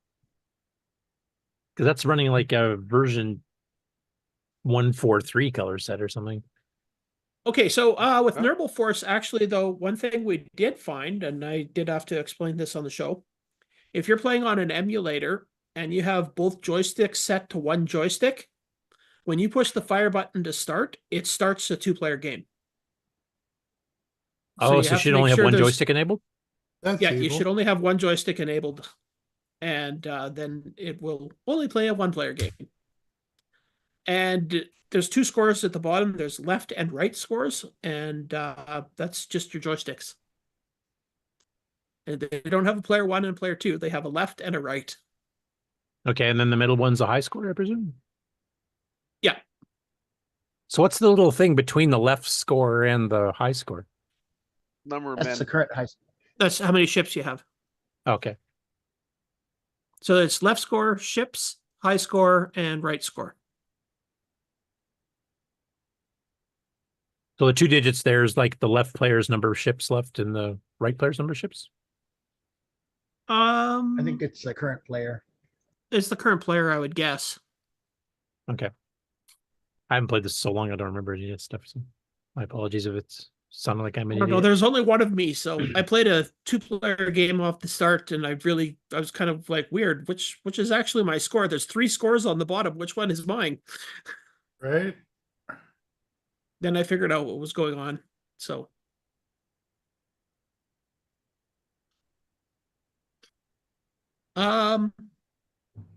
Yeah. So Thursday nights, Discord channel, the live Game On Challenge channel, at 8 o'clock Eastern time. We play games, preferably the game of the week, but it doesn't have to be. Just try to make it at least CoCo related. So, where you could just show up and Like running Nitrous 9. chat with us and heckle us. Oh, I will mention there's been a bit of a That's chat. not really heckling us. That's just. There's been a bit of a chat in the chat here about Nerble Force in particular that's a little bit different than Defender that they're mentioning, and this is between 6E and Dr. Ted. Basically, when you shoot the ships that are carrying the humans on the original Defender, if they're fairly close to the ground, they'll just land on the ground and live. And apparently, that's not the case in Nerble Force. If they're in the air no, at all, they explode. They explode everywhere. So basically, you have to rescue them with your ship. And as Dr. Ted said, one tip is to let them go up higher than you would in the normal Defender, so that you have time to go and rescue them. Okay. Or it's kind of fun to watch the humans explode. This is why Ken is not an ambulance driver. Right. Anymore. Ambulance. By court order. I was going to say, but it's fun driving the Spy Hunter vehicle.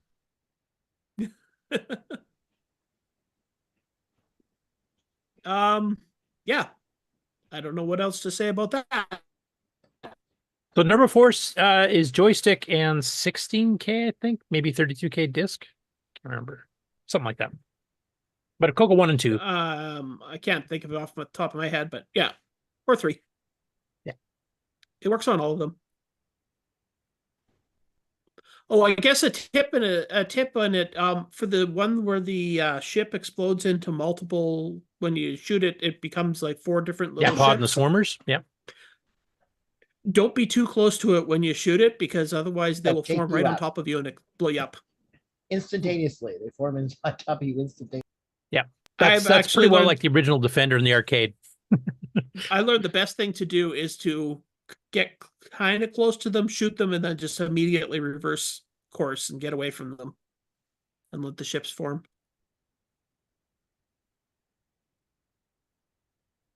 And you can collide with the mountains, or can you fly right through them? You can fly right through them, I believe.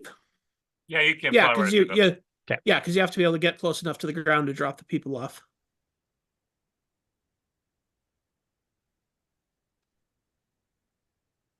So anybody have any more questions about Nerble Force?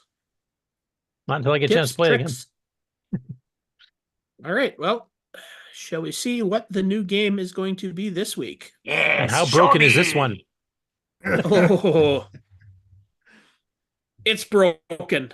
Well, it's not really broken, but right now it's only available on cassettes, so somebody might have to make a disc version of it. Sixy, you're up. We've been talking about this one, so. Yeah, brand new from inufuto. Inufuto. And by the way, you people with MC10s can join in this one because there's an MC10 version as well. So you can play, for this one, you can play the MC10 version, you can play the CoCo 1 and 2 version, or you can play this one here is the CoCo 3 version. Scores are accepted from all of them. And for those who didn't catch the show last week or 2 weeks ago when we talked about the game, it's kind of a cross of Space Panic and Pengo. It's about the closest I can think of. So you have to collect the stars that are on the screen, and you can push the blocks out of the way, or you can also digital or analog joystick necessary. You can probably use the digital. It's only directional. Okay, got it. It's left, right, up, down. All right. And wait, no, it's not a joystick. It's a keyboard game. Oh, good. That's even better. Especially with the new keyboards that we'll be seeing in the news here. Left, right, up, down, and spacebar to push the block. And just so you know, I did actually run into a spot in this game where it took me a beat to figure out why I was stuck. But if you push down and push the spacebar to push the block, like if you're on top of a block, you destroy the block below you and you just fall.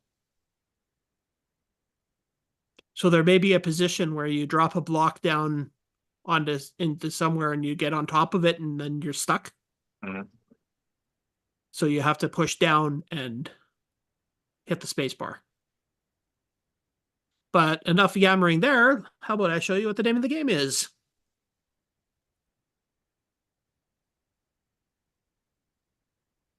Osotos. I don't know where he comes up with the names of these games, but I have no idea. I don't know if that's like a Japanese translation or something, or if that's just something he just makes up and he has a random character generator that mixes, consonants and 3 vowels, 3 consonants. It's a word. Where do we get it? Right now, you can get it on the inufuto website, which I will put a link to when I put the title up here. And I'm sure some very nice person will create a disk image of it that we can post in the Game On Challenge. Yeah, if you don't want to wait for that, like I'm pretty busy with work these days, I don't know if I'll have time to do it. You can always get the utility called ROML, and you can use that as a preloader. You load that first, it'll ask for the name of the file. Are you loading up tapered disk? And then it'll load it in, disable the disk ROMs, and then fire it up. So that's an alternative way to get it running. Or you can just run it cassette, which is what the original files from inufuto are. Yeah. But it will crash eventually if you're running a disk system with just the raw binary as it is. Maybe not on the CoCo 3, though. I haven't tried that, but the CoCo 1 and 2, the graphics screen is probably right over top where the ROM or the disk ROMs work variables and technically on the MC10, there is no disk version, so true. It's the cassette version.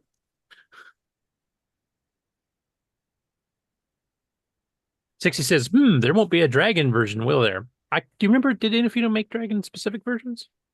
I can't remember. So. I've never seen one. Somebody send him a message. The Dragon needs a version. Yeah, unless the inufuto games use the actual PolCAD ROM routine for reading the keyboard. I don't think they do, though, but I'm not positive. Yeah, you have to try that, Sixty. I'm not sure if it'll just work or if you have to patch the keys. Otherwise, we'll have to start a movement.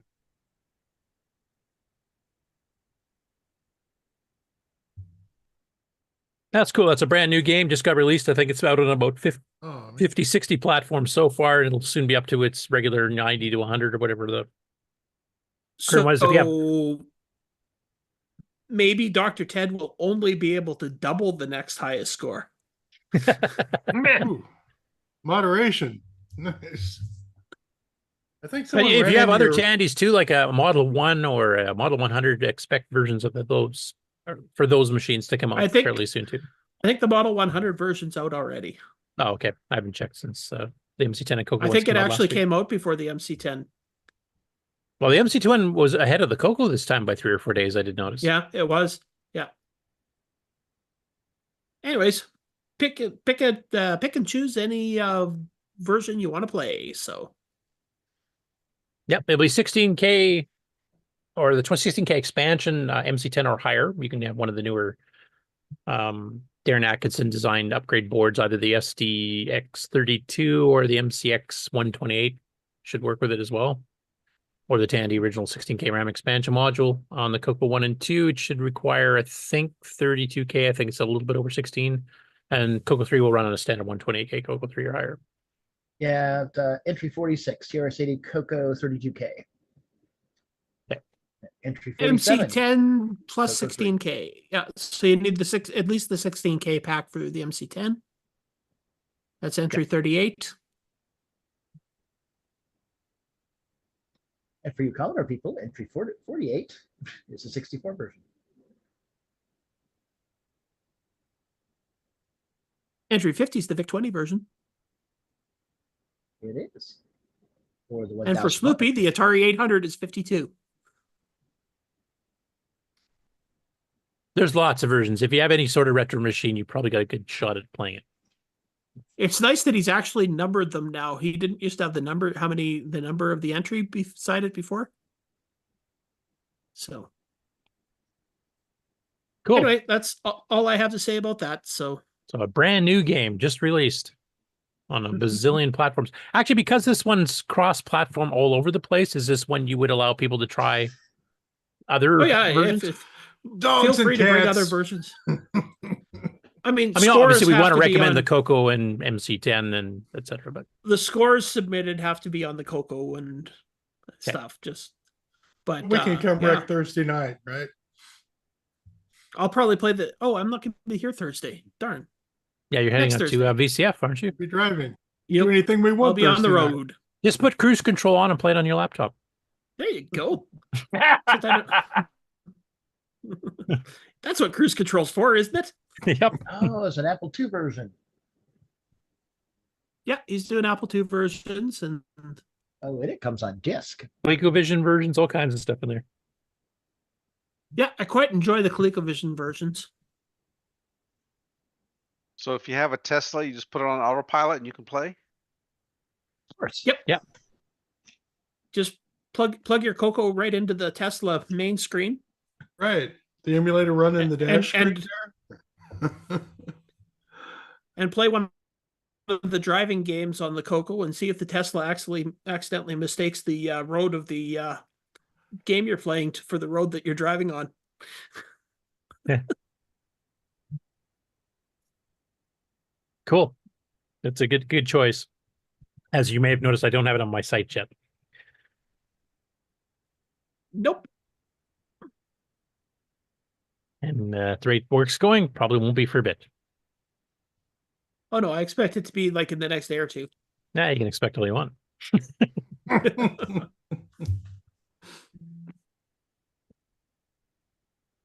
Cool. So before I hit the game on news and the regular news, did you want to do a last commercial break there, Mark? This is a question, not a statement. Sure. Okay. I can go grab a coffee too while I'm at it. Okay, let's see you know what? I don't even remember which one I haven't done lately. Let's just hit this button right here. Hi, I'm Terry Steggy from Retro Tech Time and the Tandy Shack, and you're watching the CoCoNation, the world's first live and interactive talk show featuring the Tandy color computer and its hardware cousins.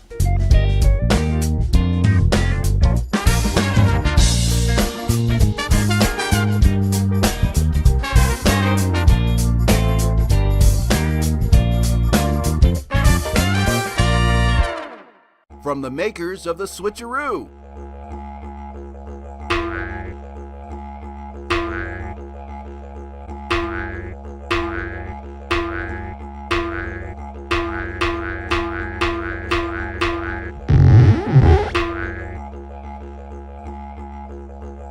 Wallaby cable, Color Computer 3 dual RGB cable. Get yours today at cocoman.biz.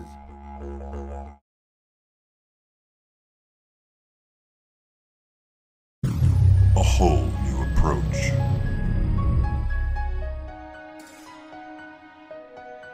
Faster than ever.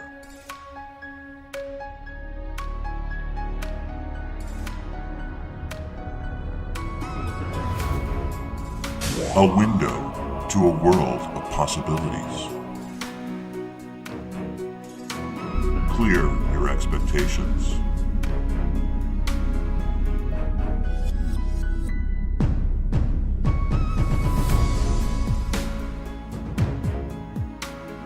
Clear your hesitation. Just hit clear.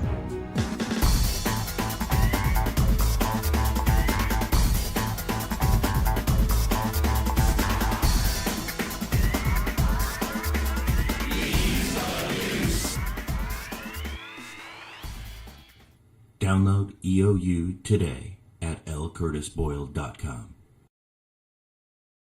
Hey there, I'm Ken from Canadian Retro Things. And I'm Amy from Taylor and Amy Show.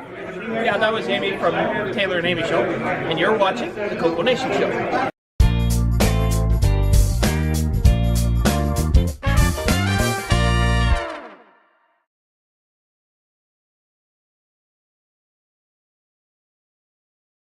When you want the latest in TRS-80, Tandy, Dragon, MC-10, and all of their hardware cousins, no matter what it takes, or where news breaks, from around the world to your nation. The CoCoNation News with L Curtis Boyle.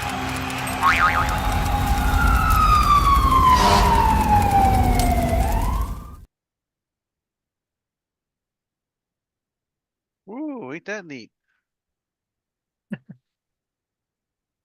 That happened before too, didn't it? Yeah, I think it's when Zoom is in this multi-speaker mode, it actually puts up the output of OBS, even though normally I have that turned off on Zoom. Oh, okay. But you're a speaker now. Yeah, so it so the speaker mode kind of overrides the setting to not show self. And you had that on just because of the interviews we had today, or? Yeah, when instead of being gallery, especially when you're sharing a screen, it puts everyone who's speaking all up together and still doesn't get rid of the rest of the panel.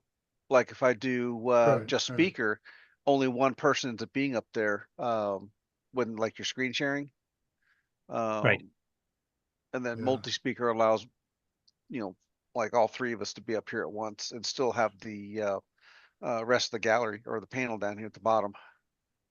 It usually works good unless you say something stupid and then you're hung up on the top for a while until you've been quiet and you can drop away. Yeah, then you drop off. Yeah. Yes, I have noticed that. And I say something stupid all the time, so I always get stuck there. So you're always up there. Anyway, since we were just had interviews about upcoming shows here, I thought I'd take care of that first. Share. So, of course, next week is the Big Kahuna, which is why Ken will not be on. Hopefully, Sloopy will be able to make it. Did he make it on the Thursday show? Yes. Okay. Well, I haven't had a chance to watch it. I thought he was not going to this because of financial issues. Oh, he's not. I just want to make sure he's actually able to make it, though, because otherwise there's nobody to host the show unless Jim's going to do it. Yeah, because you're back to your fourth. Because Ken will be in transit. Right? Oh, well, I guess you guys forget about me. Oh, man. If you want to run it. Who said that? No, just I think, yeah, you have a fifth now. Yeah, well, we got to have more people showing up, though, or else it's not worth having a show. Yeah, true.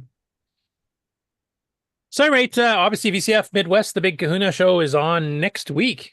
And A few people on the panel are planning on going either for a day or for the whole thing. Ken's actually having a booth. Do you have a theme to your booth this year, Ken? Or is Ken still here?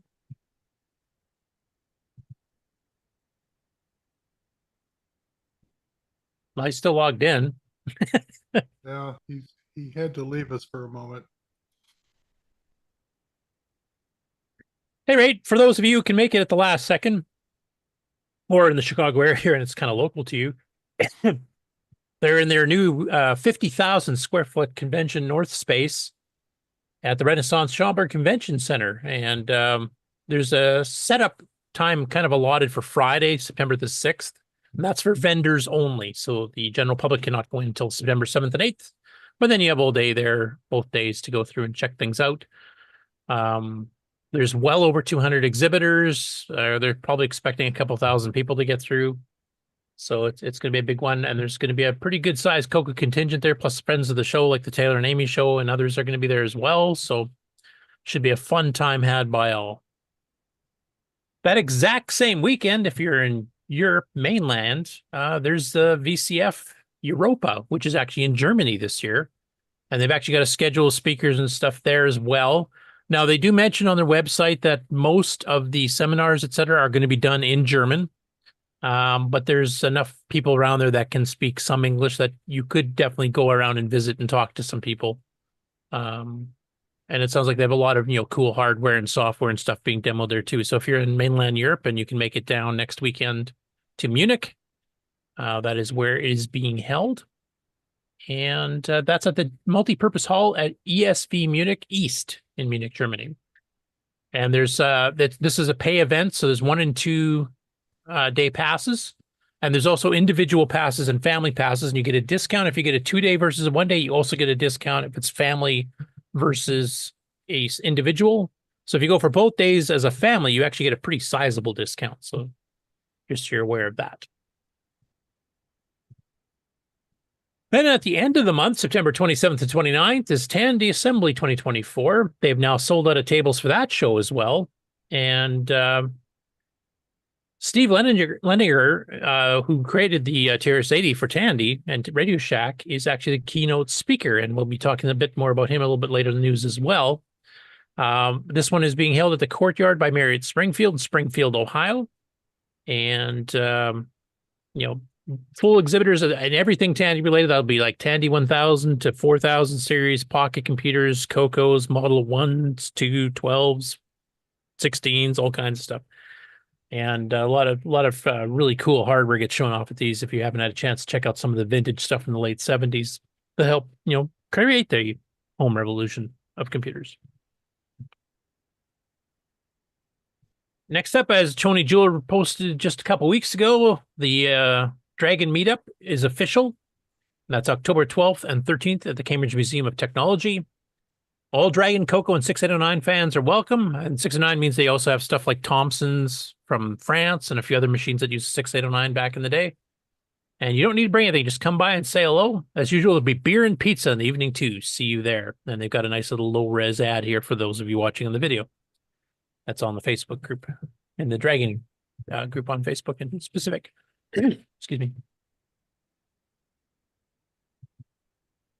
I should mention before I talk about this next one here that the same weekend as Tandy Assembly on September the 28th, which is a Saturday starting at 4 p.m. Eastern, is the International Computer Club on the Amigos live stream. And their live streams are now on both Twitch and on YouTube, so you can watch it either way. And this is for all retro computers and gaming consoles. So Aaron, Brent, and John Bodokar Schaller will all be there. They also have a bunch of guests doing presentations of various things retro. This can be gaming, computer related, programming, collecting, whatever. I think I will be on that one. I think Nick has mentioned that to me that he can't make it that particular day, but I'll probably go to talk about our semi-graphics experiments and basic and hopefully demo his upcoming game on that. You guys will get a kind of an exclusive first view of that, I think, before ICC does, but they generally, we want to inform all the heathens. I mean, the other computer groups there, what kind of stuff's being done in the CoCo. So, and then the last one I get to mention, well, second last one, the last one I've actually got a web page for that's up to date, is the Retro Computer Festival 2024 in Cambridge, England. This is at the Center for Computing History, November 9th and 10th. And this is kind of their equivalent of VCF. It's a VCF-style show for all retro machines, gaming consoles, etc. There's tickets can be ordered online for individual days or both days on the Saturday and Sunday. There's a place, if you could get our show notes here, you can get a link to it, and they've actually got specific prices, etc. for each of the 2 days if you want to purchase the ticket separately, and you can go check that out. There's usually a pretty good representation of the Dragon and a bit of CoCo there too. So, and then after that, VCF East has had a date change that they mentioned a few weeks ago due to a scheduling conflict. So it's now a little bit earlier in April than the original plan. It is now April 4th to 6th in 2025 at the same facilities last year, which is the Info Age Science Museum in Wall, New Jersey.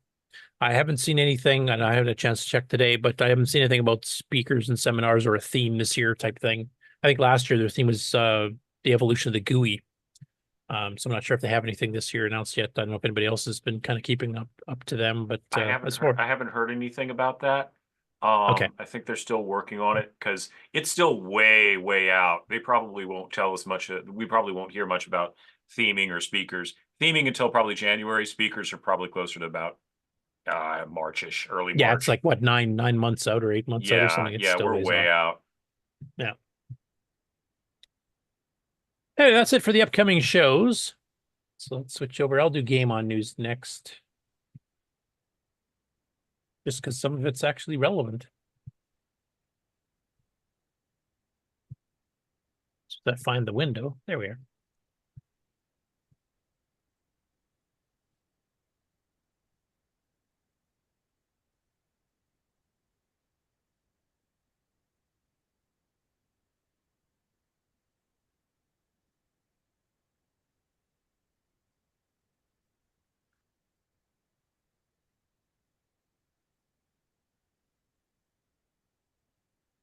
Okay, you guys should be seeing a screen with a very faint demolition derby on it. Yep. Okay, so this is the next episode of the CoCo Show from Brent and Aaron of the Amigos, and they reviewed the cartridge game originally written by John Gabbard of Spectral Associates and sold by Tandy of Demolition Derby. This is kind of a bump and jump game without the jump part, where basically you're just running cars off the road. You also have to worry about getting fuel and stuff as you go. Kind of loosey-goosey controls.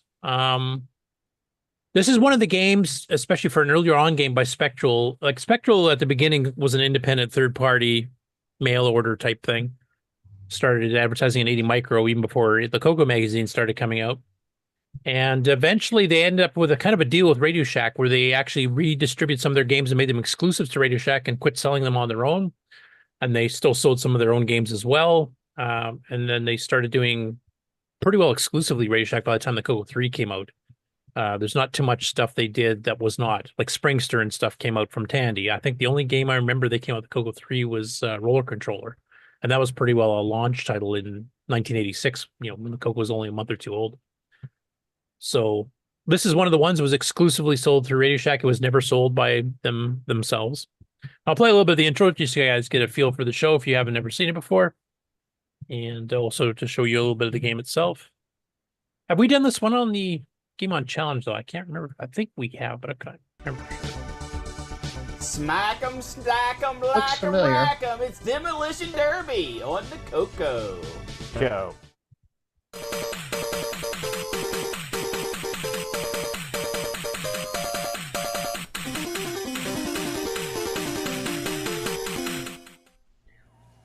Hello, everyone, and welcome to the CoCo Show! This week, Brent. Yes. Sunday. That's it.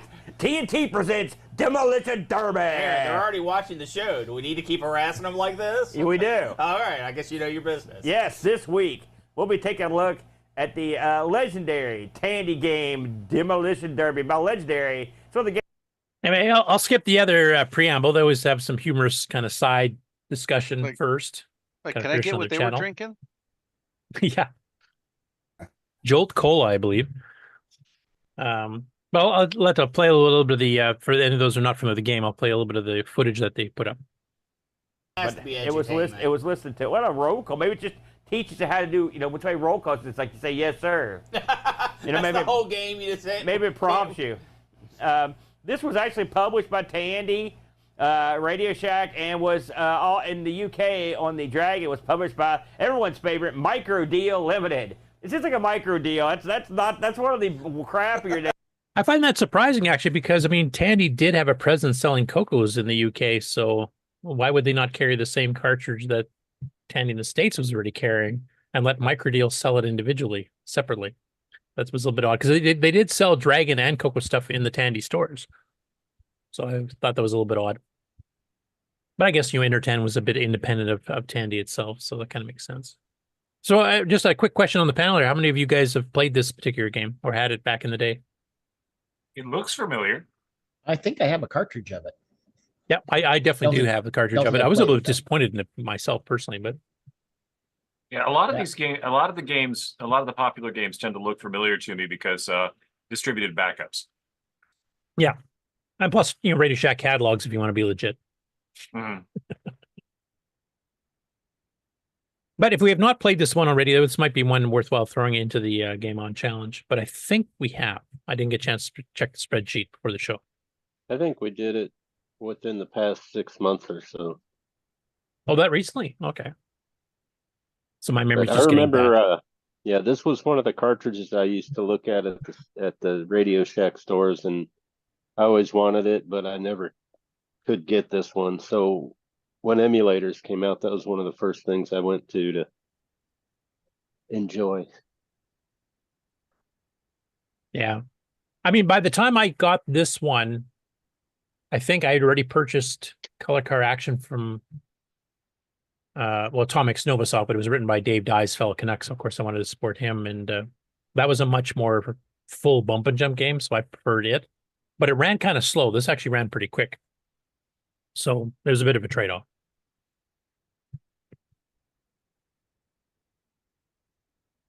Next after that, we have some more conversions to the MC10 from Jim Gary. So the first one here, and actually a thank you to Jim, because Jim went to go download this basic source code for this one because it was available on my site. Greg Zumwalt gave permission for, I think this was his very first commercial game for the CoCo, written extended basic, and it was his version of Lunar Lander, which he wrote in February of 1981. Now, for those of you who don't remember the history of the CoCo was announced in July of 1980, but didn't actually go on sale in stores until late September, early October, it finally started showing up. So to have a game out commercially being sold within like 5 months of the launch of the computer, pretty impressive. Mm-hmm. This was sold by American Small Business Computers, and it was originally a P-Mode 4 game. Of course, you had to, drop it down to, I think it's P-Mode 1 on the MC10, just because the way they didn't wire all the address lines for graphics to the EEG. But it's a pretty faithful version of it. And he did actually 2 videos of this game. He actually did an update to fix something. So this is the second video. And this is kind of a cool little intro here, using a bit of a tricky basic program here to get that title to show up behind the circles. And there you can see the date that he completed it, February 12th, 1981.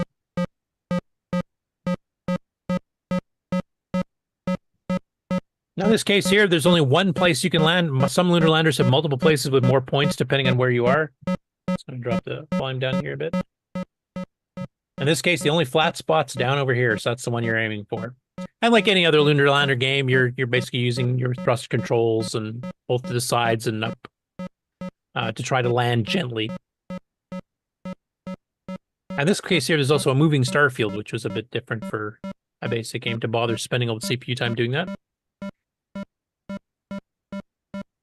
Anyway, I'm going to keep you in suspense. You're going to have to watch the video to see if Jim nailed the landing or not the first try.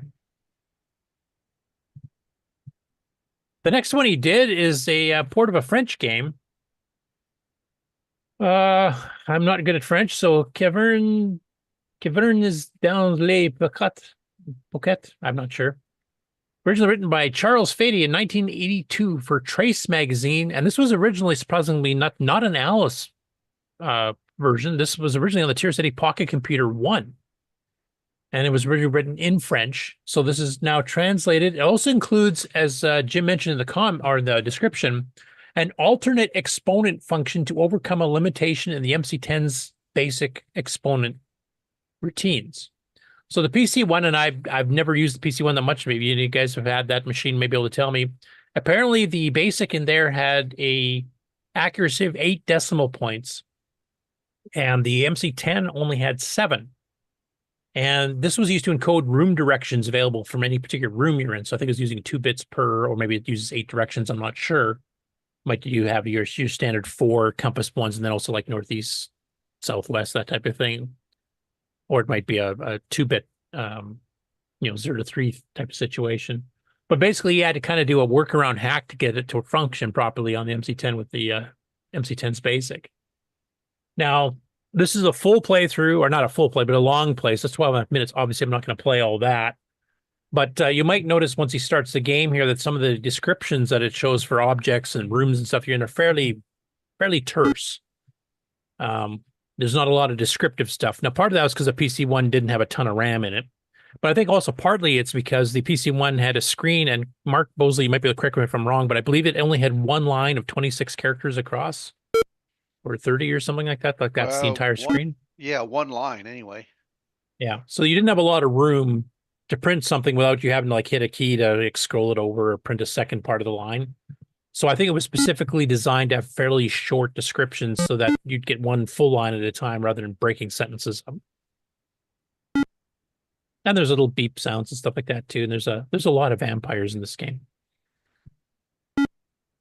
Maybe, yeah, he goes through a pretty lengthy gameplay of it, but that's a bit different porting from the Pocket Computer 1 to the CoCo or to the MC10. That doesn't get done too often. Right. And it was hard to do anything on a PC1 because it had no room at all. Yeah.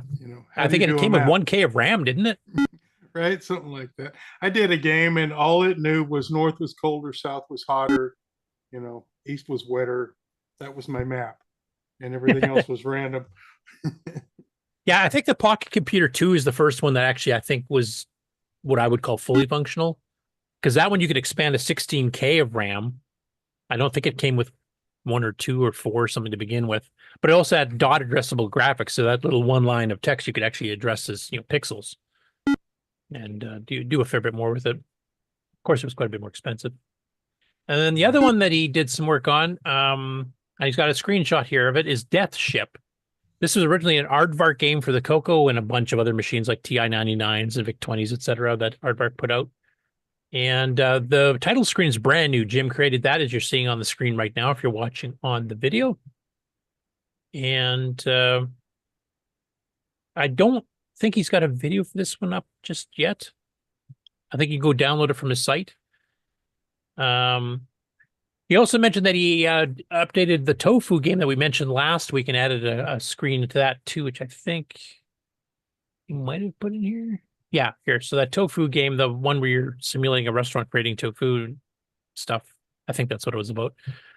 Hopefully I remember there correctly here. But he actually added an SG4 title screen to that as well. So kind of fancying them up a little bit. Next up, if you're on the CoCo Discord, you would have seen this and nowhere else as far as I know, but Paul Shoemaker has a brief little animated clip that you're seeing right now of the new CoCo game he's currently got in progress. And as you can see on the screen here, if you're watching the video, it's called Lava Hero.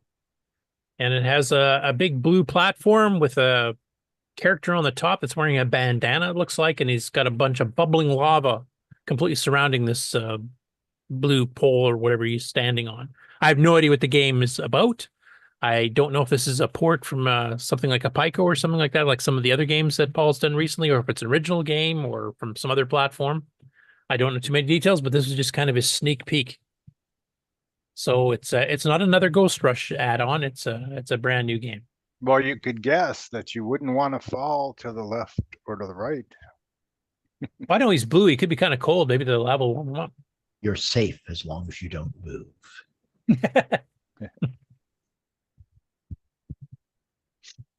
Next up, Chronologically Gaming, which is kind of running through any games that were produced or started being sold in October of 1982, but with no specific date, which is pretty well all the CoCo ones. There's only a few games that we ever got a specific date of release as opposed to the month. He covered several CoCo and Dragon games actually this past week.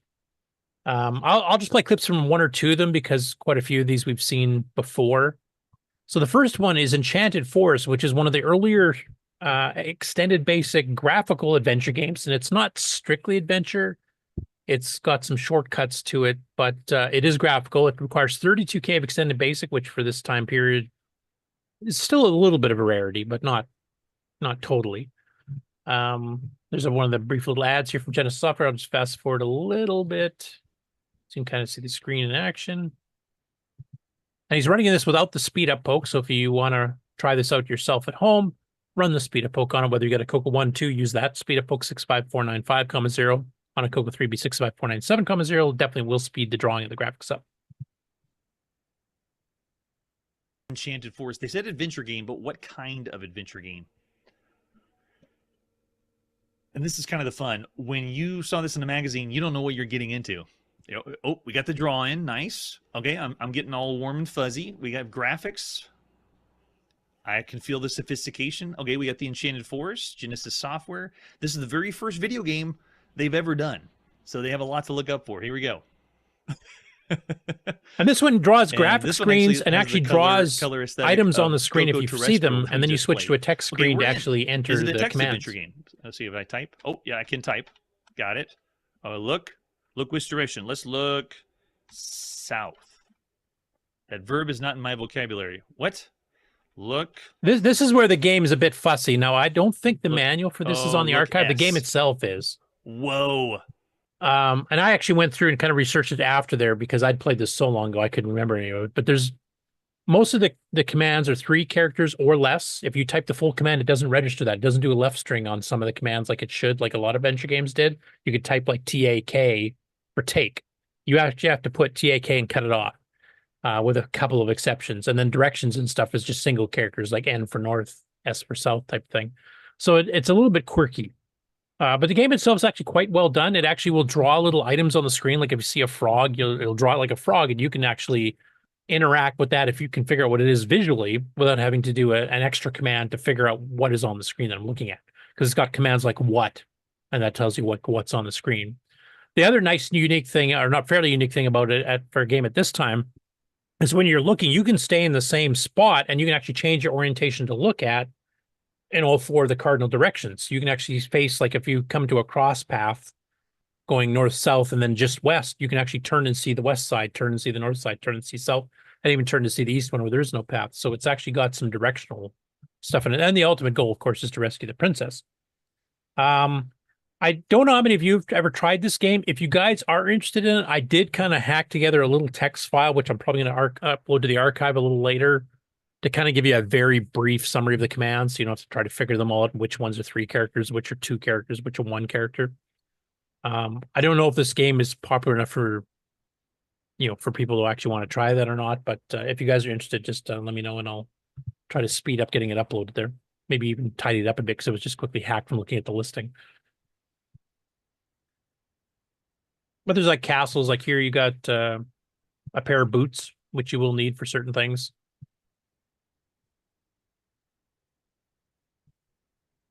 So that was a cool one. Another one he did was Flipper, which is a game by Colorsoft. And this actually has 2 versions that he mentions on the show. It's the identical game. The first one is the CoCo version where he kind of goes through the gameplay, and it's basically Othello with keyboard controls where you have to punch in a 2-digit number of what the squares are. They're all numbered for you. So there's no joystick. There's no moving a cursor around. You actually have to enter the coordinates, which is a bit annoying, I guess. You definitely could have done it better with a joystick, or even just using arrow keys or something to select and move around rather than punch in numbers. But I'll play just a little brief clip so you can see what the game looks like. And then I'll show you the artwork that was used for the Dragon version, which, of course, as most games on the Dragon, were definitely done better than the ones you saw on the CoCo. A flipper on the TRS-80 color computer. Don't get too excited. It's not about the dolphin. Here's all we have for advertisements down the bottom right. It is a fun, challenging version of Othello. You interact for each move, clear, erases P to pass. And one nice thing is actually the number of players. You can have 1 or 2 human players, and 1 player obviously plays the computer, but there's also a 0-player option. We just watch the computer play itself. So that's kind of nice as a little demo. How do you make the computer play itself? 0 players.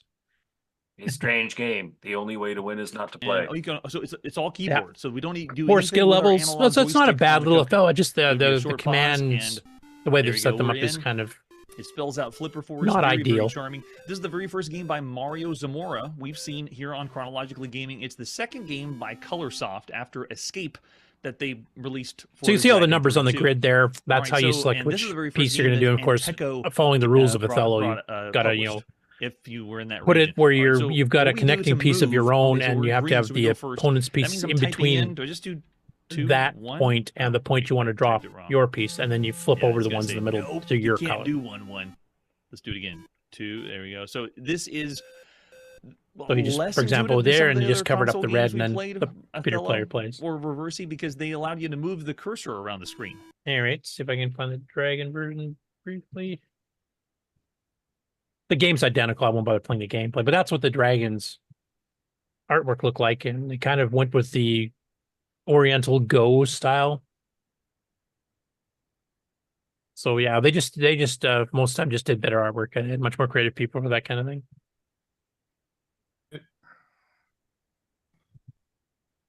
Next up after that is one he didn't actually play, because this is not enough of a game for him to qualify as a proper video game. I think it would qualify myself personally. But this is a program called Jigsaw. And basically what it does is it takes a picture in P mode 3, scrambles it into squares, and then you have to move the squares around to reconstitute the original picture. So it's kind of like a jigsaw puzzle. Unfortunately, I didn't do any actual gameplay, but you can kind of see a screenshot here what it looks like.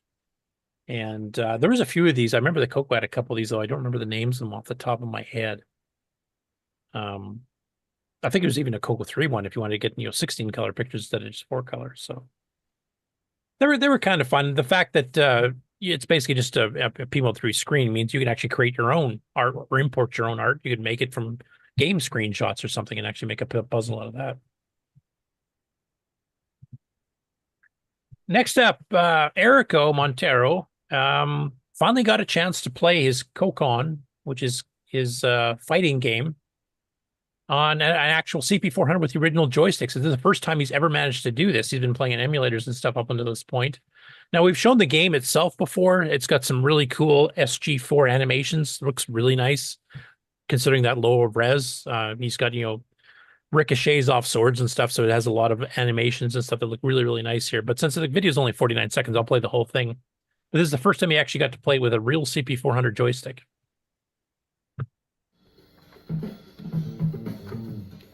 I better mute that because I'm not sure if that's covered in music or not.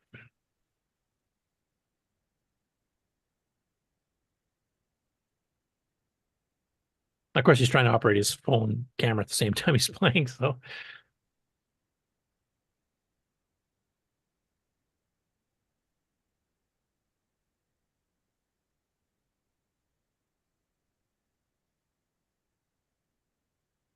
But as you can see, considering the low res, and he's basically running a 64 by 32 by 9 colors, including black.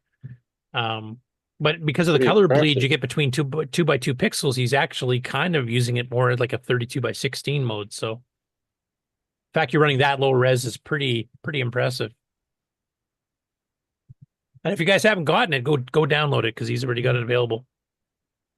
Next up after that, this is one I've been waiting for quite a while. Tim had kind of hinted at it before, but Tim and AJ on Sibling Rivalry, of course, that's their gaming show where they have the CoCo and a bunch of other machines, retro machines that they use, and they play games against each other or cooperatively on rare occasions. This one's kind of cooperative, but they're playing Dungeons of Daggerath, and they're planning on going through until they win the game, and AJ's the one actually playing it. Tim has actually played it, and I think he's won it before, as I did way back in the day too, but it takes a lot of reflex and stuff, and of course, AJ was kind of brand new to the game itself. So this is part 1, or part A as they're calling it, and it's 2 hours long. And I think they're just at the end, they're just getting to level 3. And they're using a slightly modified version that has some of the things like disc save as opposed to cassette save, and they are saving constantly because that's the way you want to play if you ever want to win the stupid thing. But for those of you who have never heard of this game, first of all, how can you call yourself a CoCo user and never heard of Dungeons & Daggerath?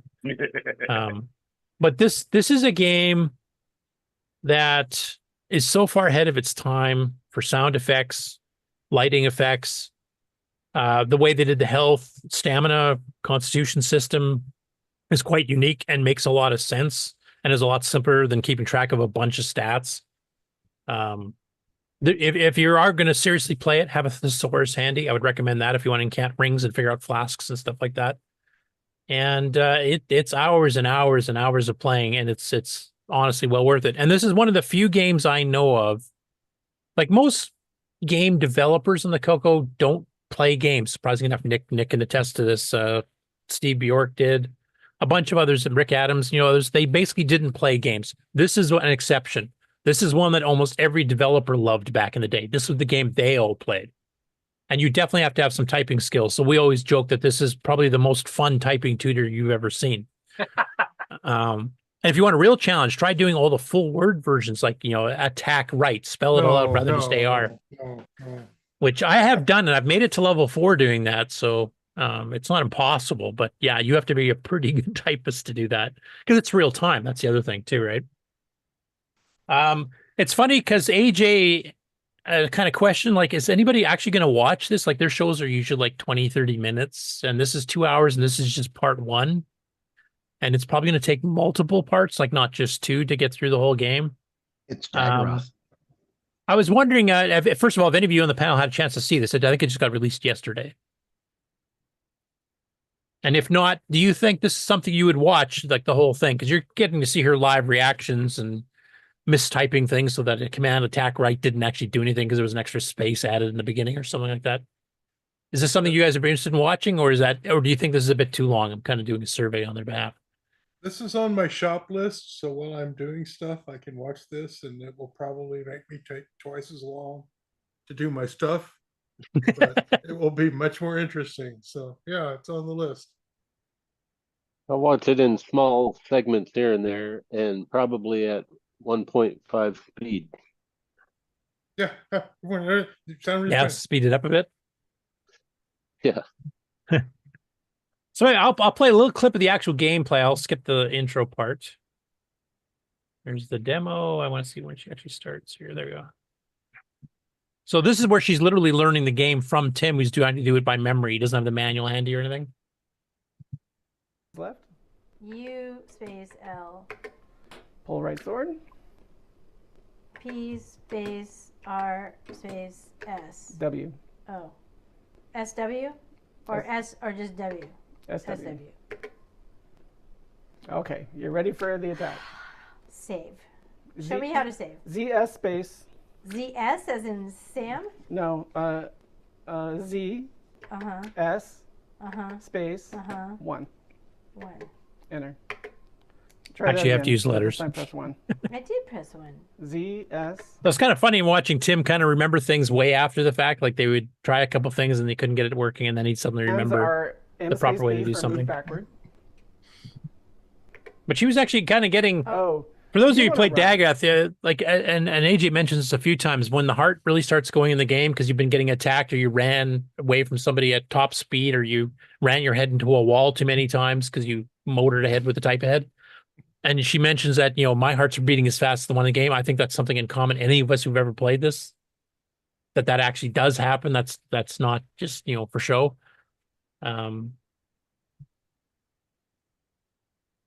And so I can find some level 2 stuff here when you start seeing the big monsters. Left, W. Or you just DL. And there's another sword you could drop. Pull, left, wooden sword. All right. Drop left. Drop left. All right. Now don't even worry about that spider. Just turn right. And let's look at what we got. Oh. All right. Now there's going to be a lot of stuff for him to pick up. So I can hit him while he's picking stuff up? You can probably hit him 5 times before you have to move. So how come he's not coming at me? Because there's a spider in front of you. So I have to kill the spider? Yes, that will be the triggering thing. Okay. Kill the spider, hit him good 5 or 6 times, and then move. 1, 2, 3, 4, 5. Move. I should mention the version they're using not only has the disk save, but also has a 2 hits. I think the clear key will actually repeat the last command. Perfect. which is a wee bit of cheating compared to the original because you actually had to type it. Now, I will mention one other thing before we go on to the next story here, but basically, Tim has taught her to use attack right. And that's the same way I played it back in the day. But somebody later on at one of the CoCo Fest mentioned, attack left's a lot easier because you can kind of get a motion where you hit the A with your left hand, and then you literally roll your wrist with your thumb on the space bar, L with the index finger, and then your pinky or your third finger on the enter key. And you can actually get a faster, more consistent attack left than attack right. And after I tried that, they were right. It's actually easier, and I never figured it out the entire time I played the original, off the cartridge there, even though I'd won it a few times. I was wondering, how many of you people who played Daggerath, did you guys use attack left or attack right as your favored attack? Attack left every day. I was full touch typing by that time. I think attack right because attack left didn't make much of a difference. Yeah, attack left is going to be a little bit faster, but where I was 4-finger touch typing by that time, attack right wasn't much slower, and I also wasn't any good at it, so it didn't matter. Right. I never got past level 1. Well, so I could keep the space You might have between... if you used attack left. Nah, I didn't understand the strategies. I was good at like pew pew and jump and hit things, well, good-ish. This kind of thing, it was like, oh, this is nifty, and I play it for a while and just die. I had the spacing of pinky for A, first finger for right memorized. So although I can't touch type, I can touch type those 2 letters. So that got me through Daggerath.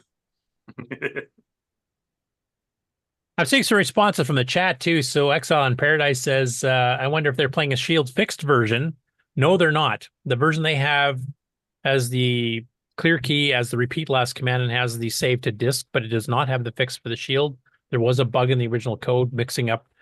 But the Shield has 2 separate numbers for how much protection and reduction of damage you get from a magical attack versus a regular physical attack.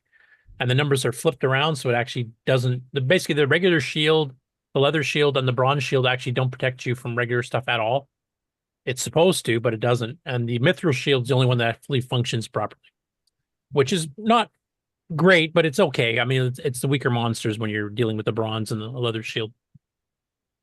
Alan also says, attack left for life. I'm a lefty anyway. Daddy Brio says, I always played the game using attack left. I didn't until years later. I did attack right. Mind you, I'm probably not as good of a touch typist as Henry is, but I'm not too bad. I can probably do 50 words a minute. So on a good day. Is this game inverted? Nope. Every alternating level changes the inverse status. So you start on a black background. Level 2 is white. Level 3 is black. Level 4 is white. Level 5 is black. Right. So it's kind of your odd and even indicator. Yep. Is this one you played, Nick? I did, and I did complete it back in the day, 40 years ago. Photoshopping doesn't count. Photoshop wasn't out then. I'll defend Nick on that one. Like I mentioned before, if you do want to give it a shot and you haven't replayed it, you definitely want to have a thesaurus handy. You will need it to incant some of the rings, especially the final one to win the game. And I think one of the reviews even said you need a good thesaurus. Some of the old crappy, like grade school ones, didn't have the right word in there. That one I would never figured out. So anyway, I look forward to it. This is one I did cheat a little bit, like Bob said, and use 1.5 or 2 times speed for certain parts of it. But I did actually watch it because I was watching AJ get stressed out when she was running, trying to dodge monsters, or she mistyped something. So all of a sudden her rhythm of attacking a couple times and moving ahead to get away from them to let your heart calm down a bit would get thrown off, and then you kind of freak out type thing. That was so familiar to me. It's like deja vu. So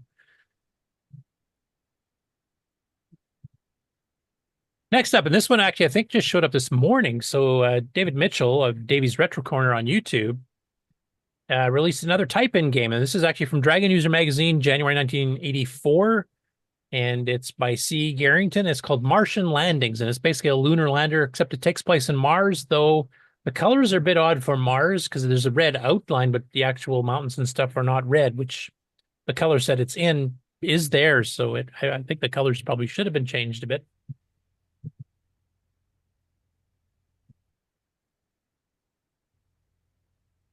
And it's arrow key controlled.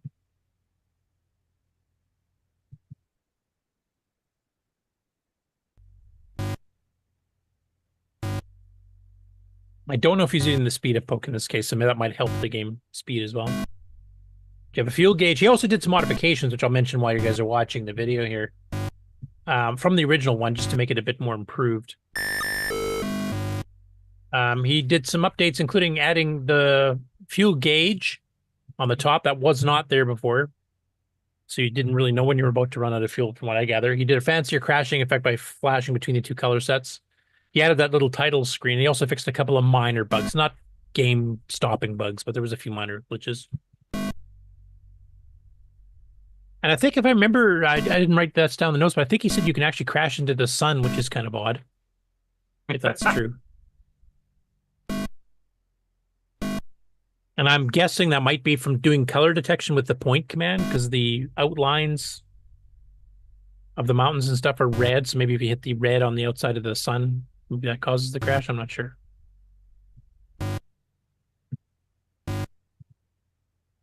And next up, the game that is the Game On Challenge for the next 2 weeks. Nostalgivault on YouTube did a playthrough of several levels of Osotos. And this is the MC10 version in particular. And I'll play this little bit here because we were talking about cassette sounds before with David Ladd here. This actually has the audio turned on, and it sounds basically the same as the CoCo. So to bring some nostalgia back to any of us that had to use cassette back in the day, here you go. And then I'll fast forward to one of the later levels to show you some of the techniques and certain ways of using the blocks that maybe not be completely obvious. Delighted it. There, does that bring back memories for anybody? Oh, horror, quick, turn it off.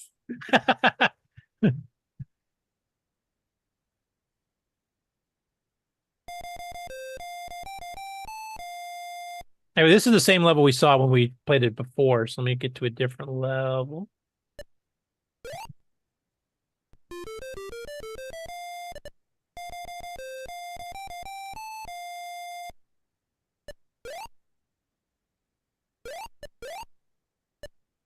So when you destroy one of the blocks, it will reappear to its original position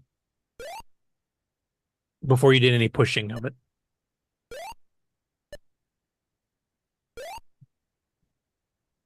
There's one level in particular I want to show you because you kind of have to build the maze so you can actually get to everything. Yeah, this is one here. And this is the last one I'll play. There's a few others he's got, but I'm not going to spoil the whole game. You see there's a whole bunch of stars on the bottom. That's fairly easy as long as you don't get killed by a monster. But you'll notice there's a bunch of these platforms on the left, but there's a gap and you can't jump in this game.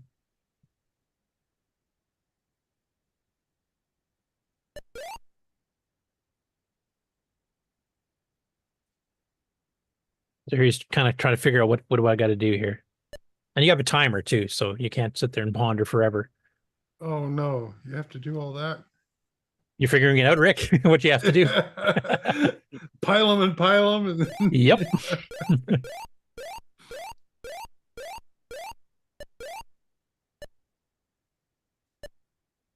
So now I got to destroy them so they appear back in the original spots now that you've gotten rid of all the monsters. And now your ladder. That's evil.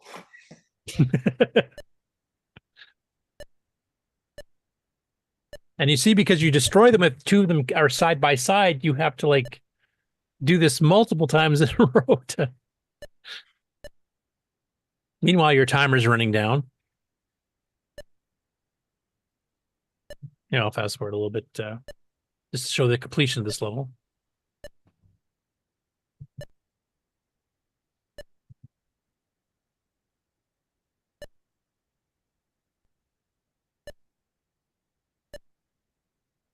But you see, there's definitely some strategy involved. It's not just arcadey.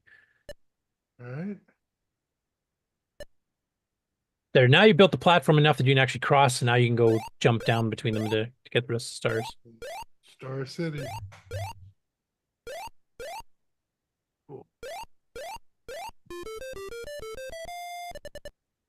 Anyway, I'm not going to show any more of it. You can find them. There's multiple levels to go through. Ken, I don't know if you've played enough to see how many levels there are, because I know they tend to have usually around 8 or 10 or something, and then they start to repeat. Yeah, I think there's usually 10 levels, but I haven't played that far in this game. Okay. And then the last one here is a very brief 20-second video by a YouTube channel called Radiant Mythology. And he's doing super quick reviews. So what he'll do is he'll have a picture of the actual original software in its original packaging. In this case, it's the microdeal Dragon 32 version of Galagon, which was by Spectral Associates here in North America. It's a clone of Galaga. So he's showing like the artwork on the cassette and the actual tape itself with the little microdeal kid, Cuthbert, and instructions that are printed on the cassette itself. And he just shows that for about half, and then he puts up a text review, which you'll probably have to pause since the video is only 20 seconds, where he just kind of describes what he thinks of the game, and that's it. There's no voiceovers, there's no gameplay, there's no nothing. I thought this is a rather intriguing way of doing a game review super quick on a YouTube channel. And I was wondering, what do you guys think of the opinion of that? Would you prefer to see reviews that at least have some screenshots or some gameplay? Or is this enough for you? It's kind of reminiscent of the old, Rainbow reviews or Hot Cocoa or whatever. Prefer some screenshots. Okay, I prefer actually seeing a little bit of video play. I mean, you don't have to show everything, but and video, and video. Anybody else, or in the chat for that matter? I've got to let them catch up for a few seconds behind the rest of us. I mean, the retro feel of having to read it is fun and all, but this 2024 and video is, standard. A couple little video It doesn't work shots, very well to have this playing in the background while you're doing something. Yeah, exactly. Right. Yeah, I'm kind of like, if you put this up as a web page, I think that'd be okay. I mean, there's a what is it, Ice Cloud or something? What the heck's the name of that site? He's reviewed a lot of CoCo 1 and 2 games with a screenshot of each, an A to F rating of it, and then a brief description of it. So text is fine, but if you've already got the technology to be on YouTube as a video, yeah, that's kind of where I'm coming from. Little video. Will that be the next big thing? Is just the video books on video where you're just flipping pages and reading the book? I gotta play it on 0.5 speed. I don't read that fast. That's Kindle Force. Yeah. Yeah, I'd have to say too. I like the fact he's actually done this, and if you want a really quick hit on a game, a very brief description of what he thinks about it, 20 seconds. I mean, that's quick. You don't even have to slow that one down, basically, or speed it up, I should say. I did like his review. He kind of talks about the game. Has all the bells and whistles of Galaga, including bonus stages, dual shot mode. From stage 10 onwards, this aid him speed up alarmingly and look very slick and smooth. Effects are atmospheric and pleasant sounding. And his final summary is that Galagon's a great version of the arcade, and despite your main ship moving a little slower than the original, provides many hours of shmup entertainment, and that's pretty accurate. So I didn't mind the review at all. I definitely agree with pretty well all of it. I'm just not sure if YouTube's the right way to present this, except for the fact that it's a 20-second, and you can pause it, of course, to read the screen if you don't read that fast. But I prefer at least having a screenshot at the very least, and a little bit of gameplay would probably even be better. And as Nick mentioned, because you're on YouTube already, I mean, you have the video technology. I guess it was Bob. You have the video technology there, so yeah. To just do it, right?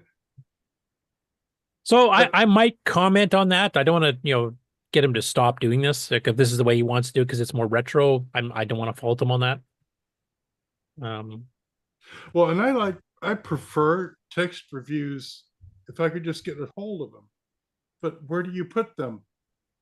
I mean, we get a Discord, but if you're just Smo, where do you put a text review to get to the public? You put it on YouTube as a well, Exile in Paradise mentions Ice People. That's icepeople.net. That's the guy that reviews CoCo games. He lives in Alaska, if I remember correctly. But he has a single screenshot. He doesn't do a bunch of different screenshots, and then he has his brief review of the game and a rating. And that actually works pretty well. I know Aaron uses that when he's doing reviews that he reads out for magazines. That's one of the ones he actually uses in addition to like Rainbow and Hot Cocoa and Color Computer Magazine, Color Computer News, etc. for reviews. Exile in Paradise is mentioning put your reviews on TCN website or Cocopedia. Does everybody have access to edit Cocopedia, or do you have to be one of the certain few, though? I guess is my question. I'm not sure. I don't remember. You just have Tim to ask Gilbert Alan. mentions, I need a screenshot or short video of the play. Sorry, go ahead. You just have to ask Alan to get permission. I got added. I can edit. Okay. No magic. 60 says Prove on you. my website, of course, no, I don't review games on my website. If you want an actual review, I don't have that on mine. I just have a description of the game and maybe some history or programmer notes if I have those handy. It's just along with your recipes. You have some secret Irish dish down there? No, not that I'm aware of. If I cook worse than Frank, if you watched earlier on the show here. My cooking is only rivaled by my soldering skills. Let's put it that way. Oh, wow. That's saying something. Also, I missed earlier, Alan, Alan Paradise mentioned, is it the sun or Deimos or Phobos, the moons of Mars? Well, Deimos and Phobos are not circular, so I'm guessing that is the sun plus the color. Blame it on Deimos and cartoon. Phobos are kind of like, potato shaped. Blame it on cartoon physics, because everything's in a two-dimensional plane in cartoons. So you go up into the air and you go next to the sun fries you. Yeah. Sounds good. Hey, I thought that was an interesting way to do it on YouTube. It's definitely caused me to pause and think a little bit, like, is that good enough, or would I want a little bit more? And I think I would want a little bit more, at least one screenshot or something, as well as the shot. Like, I love the fact you put the artwork in the original cassette in here. That's good. And it gets you on YouTube, so you've got searchability there. So yeah. okay. Plus, I mean, YouTube by far. I mean, we've compared numbers with Twitch, etc. Yeah, forget it. YouTube by far has the widest reach. It rivals Facebook if it actually doesn't beat it. Mm-hmm.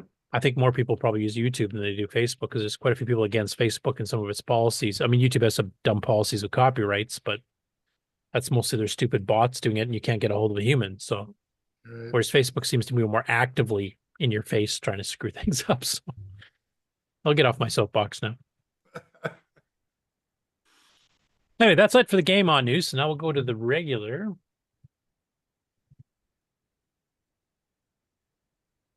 What's up here? So first up, as I get the screen share going, is some updates to UG Basic that are announced on their change log. And of course, they still got the two branches. There's the main branch, which is meant for the general public, then the beta branch, if you want to be a bleeding edge tester. So if I go to the main one here, and as usual, these get updated multiple times in a week. So in this particular case here, I mean, there's some general stuff because it's a cross-platform compiler. Sometimes you get machine-specific updates. Sometimes you get generic ones that cover everybody. Like you see a few here mentioned on the screen, fixed string garbage collection under 6502. Although that wouldn't apply to us. On the other hand, fixed restore under the 6809, that definitely does apply to us. Fixed memory exhausting, reusing static strings, which apparently hit multiple CPUs. Wrong IRQ usage in the bell command on the CoCo and CoCo 3, etc. So there's a fair bit of bits being done there. And if we go to the beta branch, which is kind of the stuff that's coming in the future to the official branch, there's a lot that got updated here. And actually, this is a brand new one. This is dated today, so I haven't even seen these yet. Promoted IRQ service routine on the CoCo. I'm just trying to pick ones that are 6809 or CoCo specific on this latest patch. Added a conditional compilation for every machine or target CPU. Removed unused keyboard variables from the Dragon 32, Dragon 64 targets, so they actually have specific stuff for the Dragon as well. Removed the useless keyboard rate on Dragon 32 and 64. Refactorized disk image generation under CoCo. I'm not quite sure what that means. I think this is the one where I knew. So he's got a few here that are related to the CoCo, actually a fair bit, and the 6809. So I'll just read this. This is from the August 27th beta update. Now the August 31st update's up now too. So variable management and alignment on the CoCo and CoCo 3. Refactorized disk image generation on CoCo 3 and CoCo, which kind of mentioned before. Fixed alignment for 6809 code generation. Fixed the restore command into 6809. Fixed ink, pen, and color for the CoCo, Dragon 32, and Dragon 64 graphics modes. So he's been very actively, adding features and fixing features, etc., on the CoCo and the Dragons itself. It's actually on par with what's being changed on much more common platforms like the Atari 8-bits and the C64s and that kind of stuff too. So, and I know Eric and a few others have tried this compiler and actually quite like it. And there's some sample CoCo games you can actually download. Someday we'll have to have Alan come on and demo some of those. But yeah, if you want to, write games that are, approaching machine language speed, but in a modern, this is not like, extended basic compiler. This is a modern basic compiler, closer to like a basic 09 or a quick basic or something like that. George Jansen returned with another episode of his assembly language programming series for beginners. And he, as always, carded at the beginning of his videos as saying for the Computer 1, 2, 3, and then he kind of really concentrated on the CoCo 3, because we have multiple other CoCo 1 and 2 assembly language tutorial series like Steve Bjork's and a few others too that have been out for a while. CoCo Town is obviously for the CoCo 1 and 2 as well. And he really concentrated on the CoCo 3 because that's something we had a bit of a gap. There wasn't anybody really teaching you how the gimme works and the MMU and that kind of stuff. This episode here, though, is more about how to use the modern cross assemblers. So this one gets into structures and macros, and this does apply to all CoCo. So this time the title card is absolutely correct. This is CoCo 1, 2, or 3. If you're on a CoCo Discord, you would have seen in his specific channel for this series that he's already put a disk image of the source. You can actually go check it out there without having to retype everything in. And he kind of goes through how to set up macros, how to use the macros, how to use structures where you can actually create a data structure that if you want to insert a variable, normally if you did memory offsets and stuff within a structure, if you inserted, say, a 2-byte integer in the middle of it, then anything past that point, you'd have to change the offset. Well, if you do an actual struct, the assembler will actually automatically fill that in because you're using text equivalents like labels. So if you insert something, it automatically changes the address. All you have to do is just reassemble it without any other changes besides adding that variable in, and it just works. Whereas in the old days, you had to I was using 4,x. Now I got to use 6,x because I inserted this other thing. So it kind of goes into a really nice description of how this all works and the advantages of it. So this one does apply to CoCo 1, 2, and 3. So if you want to check that out. And of course, I think he's using LWASM by William Astle. So if you want to get into assembly language with that massively popular and massively powerful assembler, then you can download that, get the sample disk if you want to kind of go through the examples without typing a bunch of stuff in, and kind of run through his video here to figure out exactly how this works and what the advantages are. So glad to see you back, George. Next up, we got Bob Emery doing his Artemis keyboard version 2 build. And I believe this is what you talked about last week. You'd done a live stream when we were on the air that you weren't able to comment because you were too busy paying attention to us. I don't know why you'd want to do that. But you kind of had hinted that you wanted to do a stripped down version, kind of compressing it a bit so that it's more to the point, and then doing some voiceover, et cetera stuff. Is that pretty accurate? Yeah, it was like a hour-and-a-half live stream that I got down to about a 20-minute build. So okay. And you added some commentary, I think, right at the beginning, right? If I remember. Yeah, some at the beginning, a little throughout, maybe. I did multiple shoots for this and kind of pieced them together. Okay, so I'll play a little bit of the intro just so you can kind of get a gist of what's going on here. This is you building your version 2 of the Artemis keyboard. All right, welcome to the channel, everybody. Some of you saw last Saturday during the CoCoNation, I actually live streamed the building of this Artemis keyboard version 2. So basically that was rather long and I didn't really talk much during it. So I wanted to just kind of condense this down and kind of go over the details of what we're looking at here. And I want to fast forward to the final look at the keyboard, which is that here.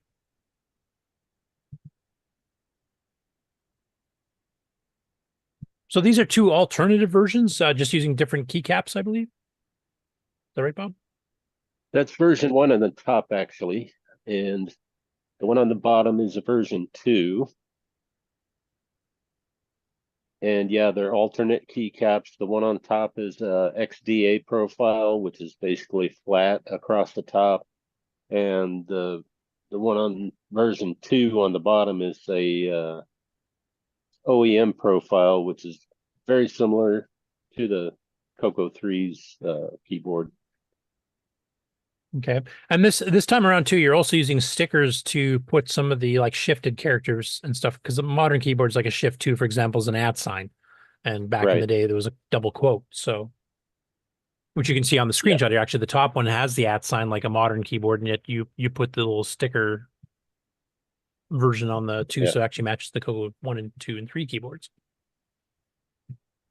Yep. And I have to say, having the multiple arrow keys on the 2 different orientations, that would be a godsend for some of the games I play. Yeah, right. Right. And just having the right quotes to get in my OS 9 mind, the quote has to be on the 2. Yep. I can't handle a new keyboard and OS 9 at the same time. It just doesn't work. So thanks. That's a good thing. Yeah, I mean, if anybody orders the Ed Snyder keyboards, if he still makes them, I don't know. It's the CoCo Mech, I think he called them. What did he call those?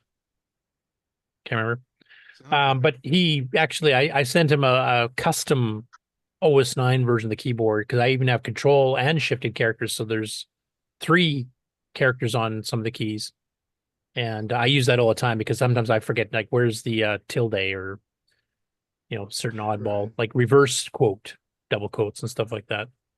Right. So the nice thing about this is, I mean, the claim was, of course, the original CoCo 1 and 2 had a 53 key keyboard, and then, of course, some third parties added in the 4 function keys, or they added in other keys that labeled something a little bit different. The CoCo 3, of course, added the F1, F2, the alternate control, so it had a 57 key. But now, since you have double sets of the arrow keys there, we finally got a 60+ key keyboard on the CoCo. Yeah, 62 or 3. I think it's 63, counting the keyboard as 2. I mean, the space bar. Yeah. The only other one that I saw that really took it out, there was an article in Color Computer News back in the day where somebody hacked a Model 3 keyboard with the numeric keypad, I might add, into the CoCo 1. Well, that required you cutting out almost all the case to the edge to fit the darn thing. Yeah. But it did look nice. I mean, I wouldn't mind having a numeric keypad. And we did have the number jack that the HDL keyboard people actually did as a little plugin, which Brian Weezer showed on the show before, where you can have an external hex pad and a numeric keypad. I want to know why hex pads didn't become a more popular thing, because I mean, they're so useful for ML programmers, or even any other programmer having a hex keypad. Yeah, well, if you look at the old kit computers from the mid-70s, they all had hex if they had a keyboard at all. Yeah. If you weren't just flipping switches. The ones that had a hex pad were based on the teletype keyboard with quotes over the 2 and so forth, so they had to die. That's just... Because, yeah, I would love to have a hex pad on the side, too. Even if you just use the numbers, it'd be handy. But having the A to F as well would just be so convenient. They did I totally agree. that way to chase the office equipment keyboard or the old teletype keyboard, and we lost. And I thought Nick would appreciate this. So this is Bob testing the keyboard using keyboard controls. Now, this is a case where I would disagree with you, Bob. I would not be trying to use the T. I'd be using left hand for up and down and right hand for left and right, because that's just the way I roll. Mm-hmm. Plus, that's what I was used to from the CoCo 1 and 2 days. Yeah. Well, you have that option. Yeah, that's the nice thing about yours. You actually, I mean, the little key switch thing, key fix, I think that Rick sells lets you switch between the 2 states, but it doesn't have both there simultaneously, so you have to flip the switch each time. So if you're planning on replacing your old keyboard anyway, say like the contacts are getting worn or the Mylar shot or whatever else, then you got a couple of options now. You can actually spend for a cool full keyboard with brand new keycaps like on yours on the Artemis, or you can pick the Rick one if you want to keep your old keycaps. Then you have the switch. You can actually switch between. Alt control becomes up and down arrow. So there's a couple of different ways to do it, depending on cost and what you like in a keyboard. Next up, we have CoCo Town. Before you move on, Curtis, if you could just show me. I'll stop sharing here. You want to share this for everybody, Mark? Yeah, this is just another keycap set that I built the other day, and I don't really like it too much in the CoCo 3. It kind of looks cool in a silver case CoCo though. Oh yeah, because the keycaps are kind of a dark gray silver too. Yeah, but the black on gray is kind of hard. You can't see any of the lettering. But And what is that? An acorn on your brake key? I think it's cherries. Oh, okay. Maybe it's an acorn. I don't know. Just whatever was on this particular. Yeah, it came with the set that way. So, yeah, I've just been experimenting with different keycap sets and seeing how they look. Generally, nothing over $15. Yeah, that's not a bad price, and they're solidly built keycaps. These aren't like 3D printer. I think these are actual keycaps from keycap manufacturers, correct? Yep. Cool. And there you're showing it in the CoCo 1 rather than the CoCo 3 we usually show these things on. So you can see that it fits quite nicely in there as well. Yeah, exactly. I was kind of concerned about whether it would have the same clearance, but pretty much identical. And I like the fact you picked a black for your circuit board it's on, because that would kind of match the black background of the CoCo 1. Yeah, even without the bezel, it just kind of looks nice and blends in. When you do have a bezel, the gaps will be nicely black underneath. So yeah, winner. Yep. Yep. Oh, I don't have my F2 key there. Anyway, yeah, next. Winner.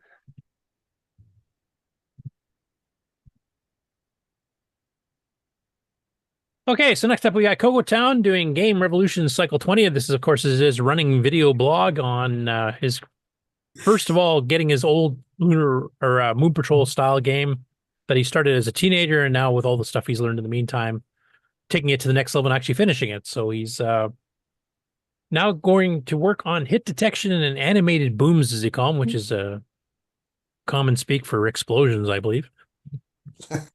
But I'll play the little bit of an intro here. We'll show a little bit of a clip in the middle where he's getting it working, and definitely check it out, because this is kind of a semi-language tutorial series, but with an actual game that's coming out the final end of it. And you get to see a lot of the mistakes he does with a great sense of humor. And here we go. Hello and welcome to Game Revolutions, the series where I take a game I started writing in high school and work on it some more now. Why? Because in the intervening decades, I couldn't come up with anything better to do. In the past couple episodes, we added the ability for the card to shoot, and we added some rocks to shoot at. But there is no code that detects whether the bullet hit the rock. We need to add some hit detection. And while we're at it, let's make the rock explode. Well, guys, I think we've got a real explosive hit on our hands.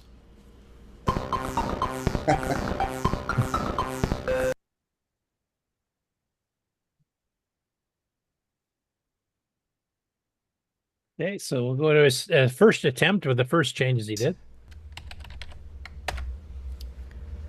Okay.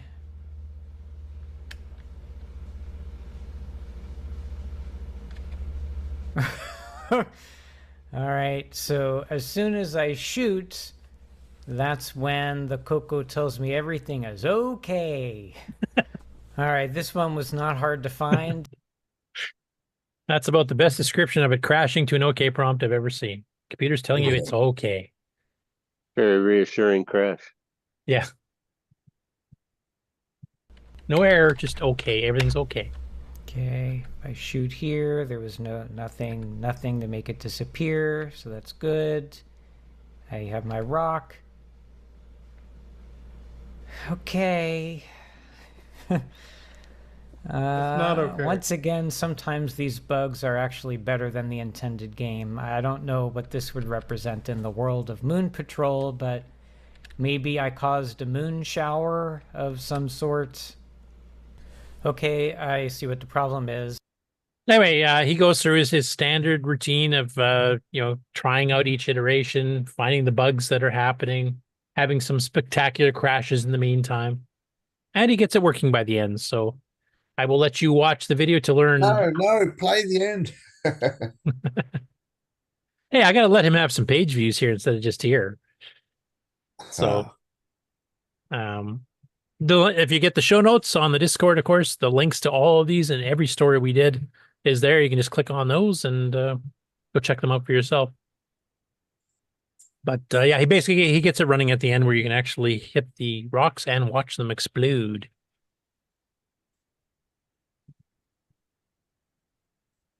Next up, Glen Hewlett has a new version 2 release on his GitHub for his basic to 6.809 compiler we've been covering the last few weeks, as well as an expanded README file that shows all the changes done on recent versions. So the 2.0 version handles a lot more variables. I think he had a limit of 256 before. An improved token parser, internal changes to make adding new basic commands much easier, greatly improved horizontal line drawing speed, which will then also affects the box and the filled box options, which is the same thing we did in Nitrous 9, and it makes a huge difference, like order of magnitude faster at least. And I don't know if he's done any updates super recent. Yeah, he's up to version 2.03 now, so added some built-in help and version command line options, fixed an issue with the input command with quotes and numeric commands being identified as numeric arrays. Added a -K option to allow the user to keep the temporary files that are generated. The compiler is processing the .bas program. The default is to always delete these temp files to clean up after itself, but this way you can kind of see if something wonky is happening. And I think he currently has this. You have to compile. He's actually got a disk image on here yet. No disk image yet. So, and if I remember correctly, this is all in Quick Basic 64, so you'll need that as well to actually create these. But it looks like the speed ups are getting to be nice and good, so that when you start writing stuff when this is done, as long as you get used to the language. Actually, this one's really close to disk basic. The only thing is you have to use integer variables, no floating point. It should be very, very noticeable speed increases on graphic games. Next up, Pooch on the CoCo Discord, and I have no idea who that is, sorry, has announced the Retro Challenge for October 2024. This has been an annual event. The challenge is to do at least one of the following. Do something new with your retro computer, learn something new involving your retro computer, or just play with it for over the month of October. And they got further details here on their website, which is retrochallenge.org. There's theme categories. This year they got 2 theme categories, RC 2014. That's spending some quality time with your RC 2014 kit computer, so you need that specific machine, and it's a Z80 based. And then you have Halloween hacks. And Halloween hacks is basically just, write something or do something that's Halloween themed. You could maybe say play Fangman by Atomic Software, because that's definitely Halloween based. You could run EOU's Taylor and Amy demo, because that was a little Halloween thing I did. And maybe you come up with your own. And there's actually some prizes and stuff here too. So if you do decide to participate in the challenge and actually do some of these things and document them and send them up, you actually have a chance to win prizes. So that's always fun. Next up, Rocky Hill. Pedro actually did an Artemis keyboard as well. Now, I believe, Bob, you can correct me if I'm wrong, I think this is the 1st gen, not the 2nd gen Artemis keyboard? No, this is version 2. Oh, it is version 2? Okay.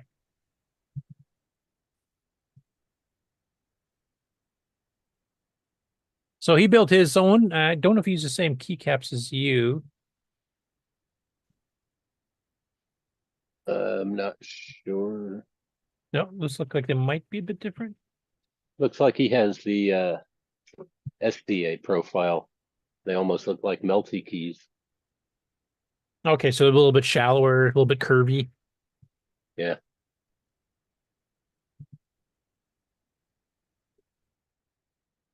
It's a 21-minute video, so I'm not going to play any clips from it here because I know Mark has a hard out here coming up in 40 minutes.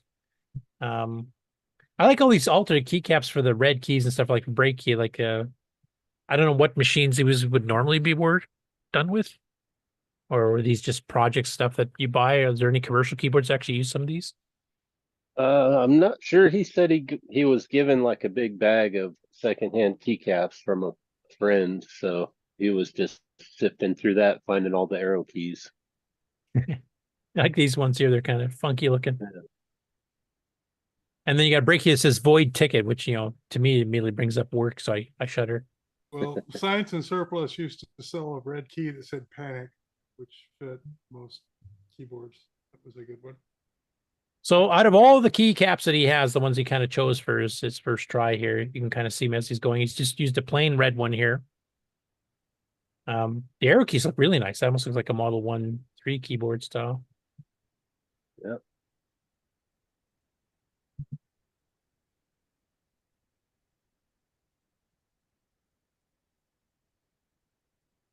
And you can see he swapped a few rounds. So you put the void ticket one here in the red, and then it's got this weird, I don't know what to call that. A star, maybe? That should be the clear key, that's right? a compass. That's a compass rose. Oh, it's a compass. Okay. That's the at key. Oh, it's at key. Okay. So there's no clear key on here, or is that the delete key or Delete something? key. It's the delete key. Okay. Yeah, the one to the right of the enter. Not a good mixture of colors. The at key is like a blue symbol and black arrow keys. I'm guessing the dash equals was just because that was the one that matched the CoCo keyboard as close as possible to remember what the keycaps or shifted keys mean. You did have to pick a rather odd 2 key, as you'll notice it's a different font and actually a different height, I think. You got the job done, though. Yep. Here's my pick for the red break key. It says panic. Oh, here, let me stop sharing so you can actually show people here just a sec. Oh, courtesy American Science and Surplus, the genuine Panic. panic button. Standard keycap. I ran out. I kept the last one. So running the on break command on the CoCo 3, that'd be like a don't panic sign, right? Because you can't break out.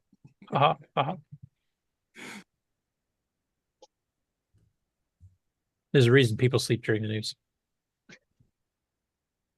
What? What was that? My terrible attempts at humor.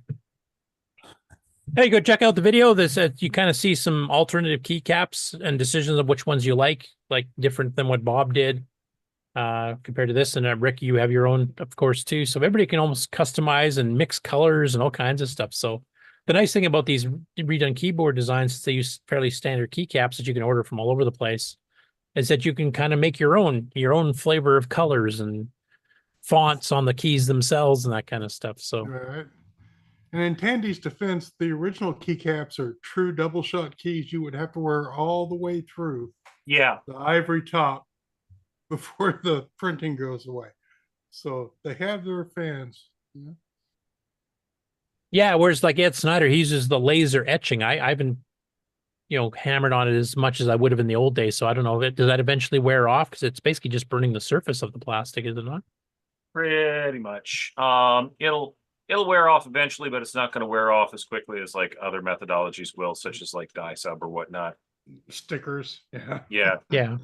Because I'm looking at my extended Mac keyboard here, and I've had this for 10 years now, and like the E key is pure white, as is the R key, the T key, the A key, the S key, N key. Like there's nothing to see. Like it's just a white square. Yeah, they're dye subbed. Right. Yeah, that happens with dye sub. Anyway, definitely go check out the video for an alternative set of keycaps here on the Artemis 2 keyboard.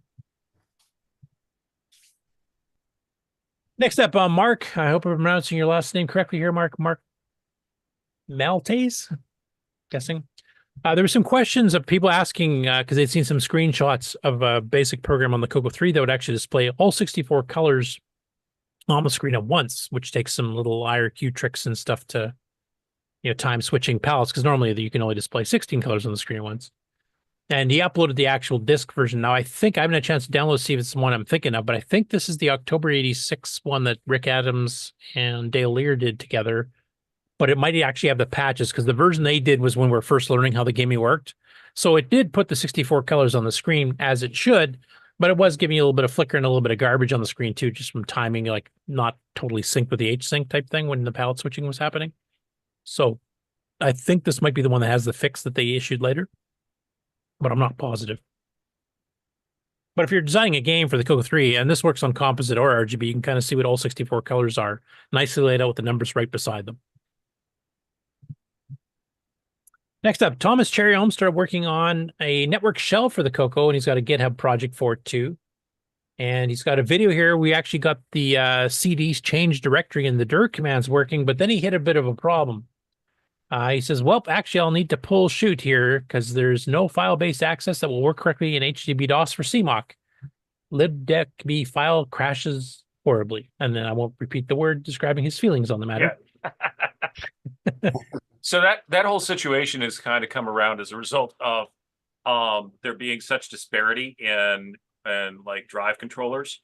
because in the other spaces there's good abstraction of how drive control works. You can make the OS think that something's a drive with no big problems whatsoever. And the level of abstraction for what CMOC would need is something that's going to be basically in OS 9. It's not going to be available in Deck B. Yeah, because Deck B, their hardware extraction is basically just the discon calls, which is sector read and write, and that's pretty well it. Yeah, that's file exactly system. the problem. What's that? Yeah. Now you're inventing print negative 16 or whatever, and how does that work? Well, my initial thought when I looked at this was it's doable, but you're going to have to work on some basic hooks and possibly make it its own set of descriptors. So like right now, the disk subsystem on Deck B, and I believe also on HTB-DOS and the rest, will only use file descriptors 1 through 15. Yep. So if you start using and it will recognize file descriptors all the way to -1 or FF as evidenced. -2. Well, -1. Print number -2 is a printer. Right. Yeah, going from 0 to FF basically of 255. Right, possible. but -1, 0 FE is the printer, FF is the cassette. Yeah. You can print print number -1, and that goes to cassette. So if you're to start at like print number 16, or otherwise get a device descriptor that's number 16, that's 16 to whatever. 127, sure max. Yeah, that could be implemented and hooked into BASIC somehow. It's Yep, just I already suggested that. Yeah. Just doing it, right? Yeah. It's just a case of figuring out how to make it work. And since everything's going to be a FujiNet call, it should be conceptually simple. It's just deceivingly difficult because of No, not really. Yeah. Basically, you just hook the input and you make sure you process the data. And if it's a valid disk extended color basic, then you just pass it on to the normal handler. Otherwise, you pull it off and do something different. All right. So that means you're volunteering to write this, right, then, Mark? I've already been thinking about it for about 2 years now. Yeah, because -3 actually was using the deluxe for the 6551 RS-232 chip. Added a -3 option, so it's been extended on before. The problem with the disk basic though is that the calls that are built in that are meant to be universal and abstracted properly are such low level ones that you have to do a lot of work yourself, doing the directories and disk allocation and that kind of stuff. Whereas OS 9 would work great for this kind of thing because it's designed that way to begin with. But the point of FujiNet is you'd be able to run a whole bunch of old classic games. Well, there's not a ton of them written for OS 9. Right. So yeah, what's your point, right? Yeah. And the idea with overloading the existing system means that it makes it easy to make changes within your code. Yeah. It's like if you already have it set up to open a file or a stream to a device, 1 through 15, then then you can just make it a variable and load a higher number or whatever. So make it work the same way. Yeah. But you might have to change how BASIC does the allocation because I'm trying to remember how it allocates the buffers for the file numbers 1 through 15. Like if you start using higher ones, does it have to add extra memory? I can't remember if it's hard coded for the. There's only 4 buffers. There's only 4 buffers. Because I remember Robert Galt ran into this problem with his EdCasm stuff. And that if once you go above 4 buffers, then the next buffer is actually buffer 1 again. And so you'll have corruption. Yeah, wraps, modulus basically. And so, so if you start using wacky buffers beyond the first 4, then you might corrupt something because you're thinking you use a separate buffer and it's really the same buffer, except it's down off the right data. So anyway, you only have 4 buffers, really. Yeah, whereas OS 9 has 16 unique buffers for each process. And of course, it has proper abstractions. You don't have to worry about that anyway. But it would just be a device descriptor pointing to a new driver to handle FujiNet. But that kind of kills the backwards compatibility with disk basic. Yeah. There's a solution for both of them. So yeah, it'd be definitely easier for Thomas to write something to run under OS 9 once the driver's done. But that doesn't solve the running all the old software problem. Oh yeah, then we just need the Deck B emulator for OS 9. No, we just need to be these people like Nick here to just port their games over to OS 9 already and skip this basic crap. That always goes over well with Nick, I know. Right. I don't use this basic. He's You one do of- initially. What do you think your Edtasm 609 runs under, buddy? I don't write my game on it. TRS.cc, that's what it runs under. Yeah. At any rate, here's the, and then once again, you can find this in the show notes on Discord. This is the actual link to his project where he did get a couple of commands working and then he started hitting the problems that the abstraction layer is so low level. So, but it sounds like a few people like Henry and others and Mark are kind of thinking of ways to get around it. I've been thinking about it for a while, but yep. Okay, next up after that is David Collins. We've covered his project before. So he's the guy who's been doing a 63C09 single board computer project. And he's actually released a 7-minute video here kind of describing it. He's also going to be at VCF, so VCF Midwest here next week. So if any of you guys want to pop by his booth and kind of talk about the 609 in general here. Now, the board computer he's got right now doesn't have graphics and stuff. It's basically running off of terminals, and he's actually demoing it here, but running at 115.2. And it's a full 3 megahertz 609 running at 3 megahertz, so it's a full throttle one. And he's planning on demonstrating some stuff at VCF, including this single board computer itself. But yeah, I figure some of the CoCo guys should go give him a shout here. Maybe we can have him on the show to talk about his project at some point. Because there's definitely some kindred spirit there. And he quite likes the 6309. He's even have, at the bottom of the screenshot I'm showing here from the video on YouTube, 6309 Extended Basic covered in 1982 by Microsoft. So there's even a version of Extended Basic on there, running with VT102 emulation. Anyway, because I know Mark's got to get out here, I'm not going to play the video here, but definitely go check it out. Next up, I will let Mark talk about this before I start playing, because it's something he pointed out to me. And this is concerning the computer museum that Paul Allen, the co-founder of Microsoft, had started. And then when he passed away and his family decided, nah, we don't want to support that. We're just going to sell everything off, including stuff that was on loan and technically not theirs to own. So you want to kind of explain what this video is about and a little bit of history of the museum, because you're probably more familiar than I am. I've been there a couple times, actually. Yeah, it's interesting. Christie's auction house is actually handling the sale, which, wow, that's pretty upscale, actually.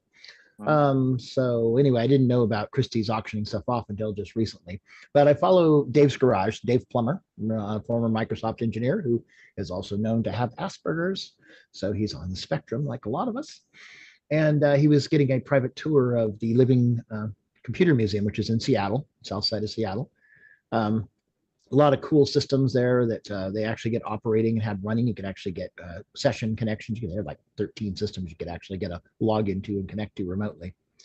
But anyway, he's just going through and showing all their old stuff. This footage actually you see here on the screen right now is actually from a few years ago, 2015, I think. And then it'll jump to some newer footage.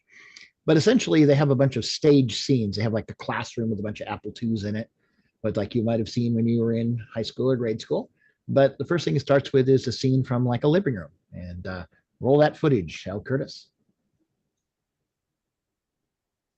Just as I did back in the real old days, I like to begin my time at the museum in a wood-paneled room surrounded by 8-bit computers and old stereos. Unfortunately, they have just such a room, or they did. It's not there anymore, but I took a picture when it was. Whereas instead of a TRS-80, if you're a couple years younger than me, you might have spent your time with an Atari VCS and Did you know it's a TRS-80 Model 1 up in the corner, and then also a CoCo 3 playing Dagraph, of course. And an Armatron. That's a lovely scene. Now, Nick, you probably had something very similar to this because you actually have a Model 1 and a CoCo 3. Are they beside each other on your desk? Almost. They were, but yeah, no, they're almost next to each other. Is that a webcam on the Model 1 monitor I'm seeing? It looks like it, but it can't. It looks like it, yeah. That would have not been period. No, no, that's that's the Marshmallow Man from Ghostbusters. Puff. That's Stay Puft Marshmallow Man. Yeah. Right. He looks a bit angry. Probably because they shut the museum down. Yeah, it's too bad. That's talking about wills and stuff here and willing your stuff when you pass away. I mean, Paul Allen had quite publicly stated that he wanted the museum to keep going, and he was a multi-billionaire, so obviously they could take his estate and pay it for the next 100 years and still leave billions left over for his family, but they decided not to do that and just auctioning the whole damn thing off, which there's some pretty rare stuff in there. And Paul is one of the founders of the home computer revolution. I mean, him and Bill Gates founded Microsoft and created the original BASIC on the plane for the Altair in 74. Yep. So hearing that his family was just going to get rid of it all, that was extremely disappointing to me, even more so than Steve Bjork's final wishes not being followed and it all going auction off too, because there's even more computer history here. So get your wills done and get them signed off and authorized so that they actually get followed through. I think it's the only thing I can say, because otherwise this is could happen to a lot of us. Yep, exactly. By the way, the Living Computer Museum is the host site for like the VCF Pacific Northwest for 2018 and 19, and it's supposed to be 2020 when it didn't happen. But anyway, that's a couple times I've been there was for the VCFs. So. Yeah, and that's probably one of the reasons that there has not been another VCF Pacific Northwest, because the host facility is gone. Best venue. Yeah, exactly. I know from the internal notes that the Living Computer Museum loved having VCF there because their attendance just skyrocketed. I mean, it just brought a lot of visibility. Yeah. And that was one I was planning on going on when I got into my semi-retirement. I was going to see this one. There's that other one that VCF in Northern California's held that too. But this, I mean, Paul had stuff that nobody else had in his, and that's going to be gone now. Watch the video to cover a lot of the stuff, the systems and stuff that they had there. So. Yeah, it's sad. Speaking of old stuff found again, in this case, this is a good news story. And this was pointed out to me by Henry Strickland, actually. So the Internet Archive itself has recently digitized 53 episodes of the radio show called The Famous Computer Cafe, which ran between 1983 and 1986. And it was on multiple radio stations in Central and Southern California at the time. The ones they have been found and digitized, because they thought they'd all been lost, is from November 17th, 84 till July 12th, 85. It includes a lot of big names from the computer industry, tech enthusiasts, computer columns from magazines and newspapers, etc. This is definitely not strictly CoCo related. In fact, I haven't found any that have any real mention of CoCos at all at this point. They seem to be talking to the people about what's going on in the industry at the time. So they're kind of pushing the Windows side and stuff. But there are a couple that are of some interest to the CoCo viewers, and I thought I'd mention two of them, which I won't play any samples here, just because we're running low on time here, though I do have them queued up. So one is with John Shirley. And you guys may recognize that name because he worked at Radio Shack for 25 years before he got hired by Microsoft. In fact, he started working at Radio Shack before Charles Tandy bought them. They were still independent in the Boston area. And basically he goes through some of the stuff that Windows was doing at the time. And this was recorded on December of 1984.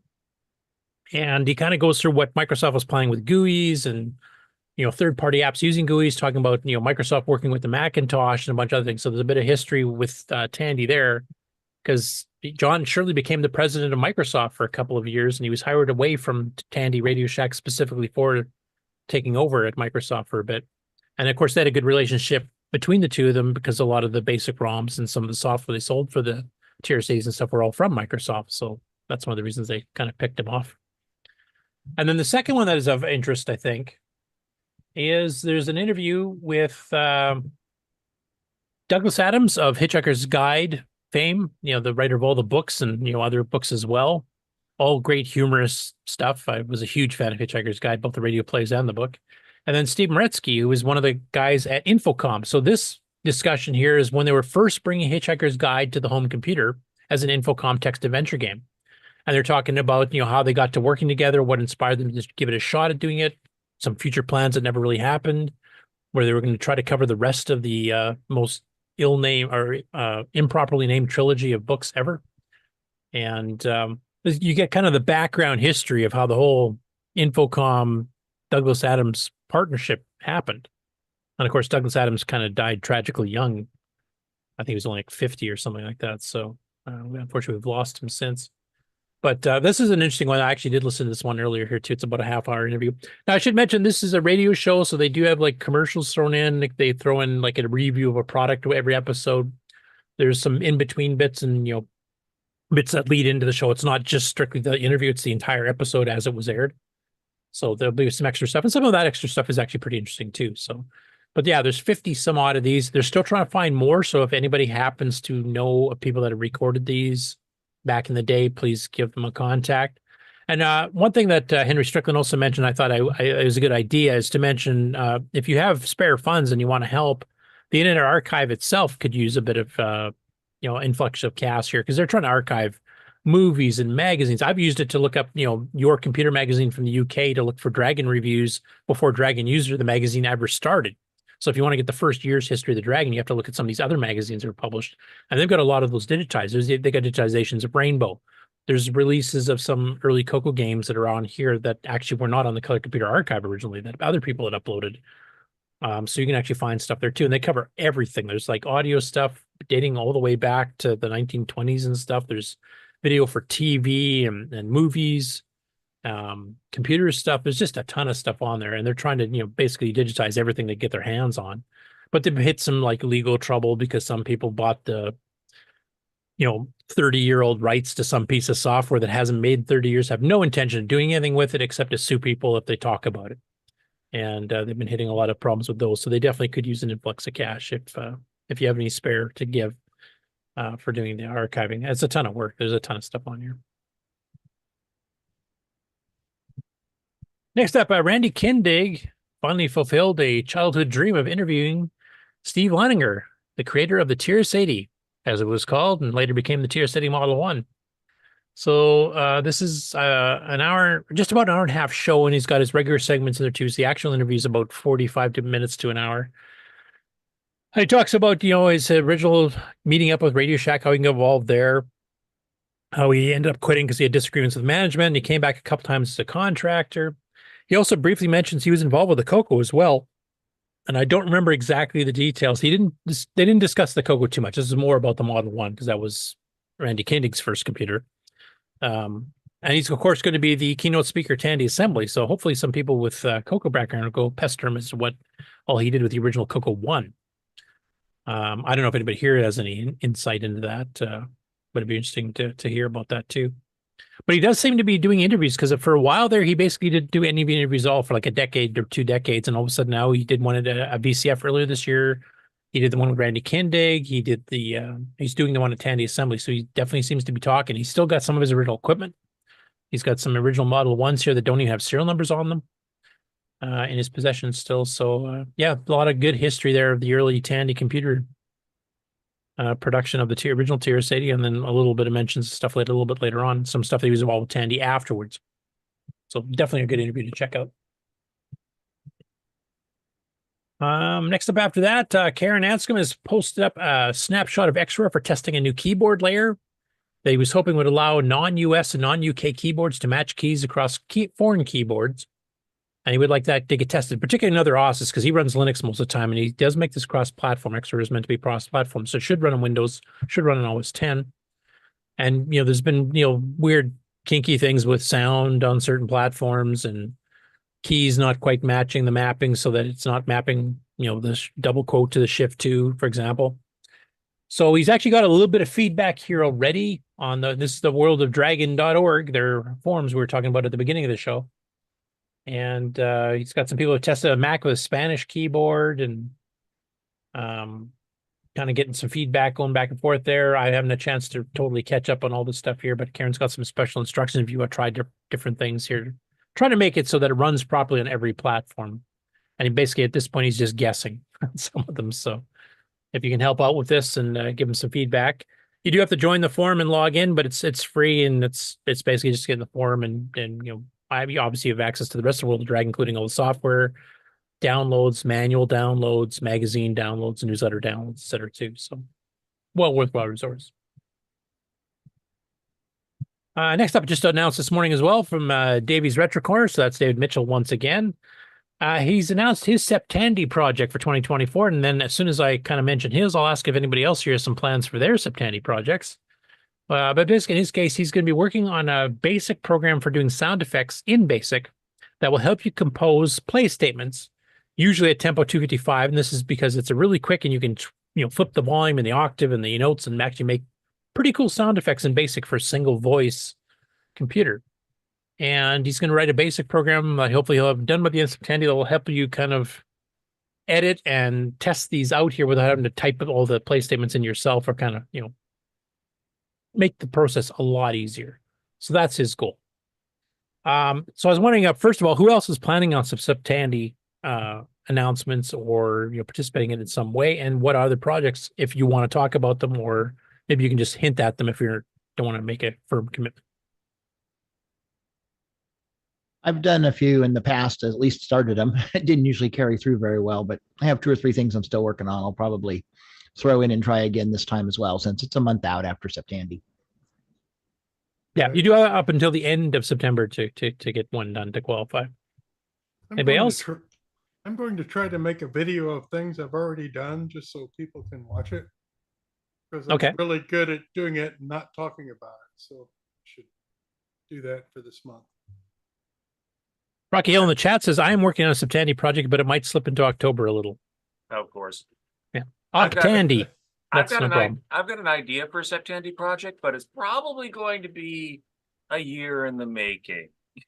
So next Tandy. Yeah. Yeah, there you go. I'm hoping to have an update on an old project that I haven't talked about in a while. Intriguing. Nick Moranis, are you there? I think you have one.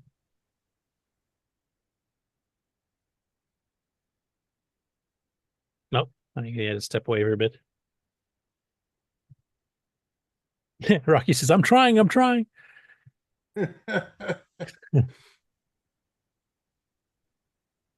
Okay, Mike should be back on. Yep. Yeah, I've got my game hopefully coming up in September. So that'll be my September project. Okay, and that's the one we've talked about on the show before, Yeah, that's especially the on one with the CoCo Tech. semi-graphic stuff. In BASIC. In BASIC. Standard ROM BASIC, yeah. Yeah. My September is just going to be generally doing the show, trying to promote stuff. I'm going to try to get more game webpage updates. There's a couple side project programming stuff that's not Nitrous 9 related. I'm trying to get a couple of those, at least to the point where I can show something. I don't want to announce them because I've got so many of them. I haven't quite picked which ones I'm going to concentrate on yet. Plus, I've got the problem. This is my busiest time of work here, so my time is going to be more limited. I wish they would move this to January. Because I'm locked up when it's minus 40 outside anyway, so I might as well do CoCo stuff. Now it's the last bit of summer where I've actually got decent weather. I want to be outside a bit, and all the plus I'm working tickets, overtime, and it's just terrible timing for me. 4-color heavy card stock. Take a long time. Anybody else? Ron Delvaux, you haven't talked too much this episode. Anything you're planning for September? Nope, too far. I got too far. What? I spent my wad when I went to the CoCo Fest. So now I thought you might do some videos or artwork designs or something like that. I don't know. I just did I just measured up a CoCo 2 box, and I was thinking, wouldn't it be cool if somehow I could do the artwork for the box and then have retro boxes made again? That would be cool. But it sounds like an expensive project, I guess. Oh, I agree. Because those things have to be printed, and that would be a neat thing. Okay. Tech Todd in the chat says, I think. Well, go ahead. Yeah, someone made those little boxes for the ROM packs, Yeah, Tim cool. Linder did. Yeah. Oh, yeah, you can do that. Yeah, they're big. I got one box I measured up, and it's on Ron's Garage. You'll take a look at it, and you can see how they're constructed. I completely opened one up and measured it, because Eddie Serbinsky wanted to make a box up, and he needed to know the size. Yeah. So you unfold it, and it's like 3 feet by 4 feet. Or something. It's big. It's big. Yep. Yeah. So Tech Todd in the chat says, I think I'll try to finally release my secret project for September. Curtis will know what I'm talking about. I don't remember. So it'll be a surprise to me too. Okay, and last off, just to get the show done so that Mark can head out on time. We've got 2 Dragon stories to talk about. The first one by Robert Lister. He posted this on the Dragon group on Facebook. And it's basically, he said, I'd been tidying up and found these big box games as well as my cassettes and cartridges thought you might like. So by big box, he means big. These are almost the size of like VHS tapes. So he's got the Happy Birthday Dragon. Here's the backs. So Happy Birthday Dragon's kind of a utility style thing for doing birthday stuff. Whirlybird Run, originally by Spectral Associates, but sold directly by Dragon themselves. And Junior's Revenge, originally by Computerware, also sold by Dragon themselves. So there's the back with the descriptions. And there's the fronts with that, gorgeous artwork. The Happy Birthday Dragon artwork's a little bit more lame because it's just 2 color. But I mean, Whirlybird Run looks awesome. And even Junior's Revenge looks quite well compared to what we saw. We had kind of a hand-drawn ape, I think, on the Junior's Revenge box, if I remember. Spectral did do a painted Whirlybird Run, I believe, color, or was it a gray shade thing? But they did do some decent artwork on Whirlybird Run here in the States, but it wasn't quite this good. Once again, jealous of the UK's packaging. Oh yeah, the big box is like 10 inches by some. It's big. It fills up. Because these are like plastic snap cases. They open up and you have the little slots for the cassettes. Like, have you ever seen Adventure International? Because they did sell CoCo games this way. They had something similar. So I believe this is roughly a VHS tape high but thicker. So it's I can't remember if it's thicker or not. They had those little plastic inserts where the tape could be held, or a disc for that matter, the manual, whatever else. Right. But it's an imposing thing on the shelf. You got something for your $30 when it was just parked on the shelf. Yeah. And I like the fact that they always snuck the Dragon logo in for the Dragon Data reissues. Like you're right on the helicopter. I don't know if he's got one on the Junior's Revenge here. He's got a J on his shirt there. No, maybe not on that particular one, but anyway, I just love looking at those. And then the final one, John Whitworth, I should say, in the Dragon owners or Dragon users group on Facebook says, "Oh, what a beautiful sight! Have been arsing around trying to get my Dragon Plus board working because I need to check a load of 6845 chips, which are kind of 80 column style chips from Motorola. My designated Dragon Plus machines need to have predictable socket issues, so it needs some resocketing, but the Dragon Plus is alive and kicking. Should be able to release more of its kits soon." And for those of you not familiar with it, the CompuSense board he's talking about is an 80 column card. We had the Word pack here in North America, and it does allow you, if you have the software to drive it, to run both screens simultaneously. Now, in this particular case, it says basically, copyright CompuSense 98.5. Please switch to Dragon Plus video now, which he has on a separate screen. He's running OSINE level 1 with the driver for it, so you actually see the date time prompt there. But there's the full 80 column, 80 by 24, I think is what the card supported. Same as the PBJ or Word pack, which Tandy actually sold as a third-party software. Not that many people knew that. But you literally could drive both these displays once. If you want a graphic game running here and you want a separate screen with completely different stuff on an 80 column screen, you could do that. And you could do that on the Word pack as well. So that's just really cool to see. And you can actually see here, it boots up with some alternate graphical font here to get some more text on the screen as it is. Nothing compared to the crisp cleanness of a full 80 by 24. So, anyway, that's it for the news this week. It said Happy Birthday Dragon on there. Dragon. Yeah, well, Dragon got released in August of 1982, so it's its 42nd birthday. Yep. So happy birthday, Dragon. Isn't that amazing? And we're at 44 in the CoCo because we got announced in July of 1980 and then released to the public probably around September-ish. Yeah, it's pretty neat. Anyway, that's all I got. Okay. 4 minutes to spare. Yep. Yeah. Right. 4 minutes to get in the car and get going. That's about right. So wake up, everyone. Well, then maybe we can do this. No, Follow how about a rabbit hole? How about it's a rabbit hole? This concludes another episode of the CoCoNation, the world's leading live interactive talk show featuring the Tandy Color Computer. For all things the CoCoNation, visit us on the web at thecoconation.com. We'd love to hear from you. Send feedback, suggestions, even segments via email to show@thecoconation.com. The CoCoNation show would not exist without the community and its cast and crew. The CoCoNation theme song, copyright 2022, D. Bruce Moore. Mixed, mastered, and produced by D. Bruce Moore. The CoCoNation is over. Join us on the CoCo Discord server. CoCo forever. About it, then we got this red warning here. Anyway, thanks for joining us, everyone. We'll see you next week. And Mark, we'll let you go just about on time. Yay! Awesome. Alrighty. Yay. Bye, everybody. Bye, everyone.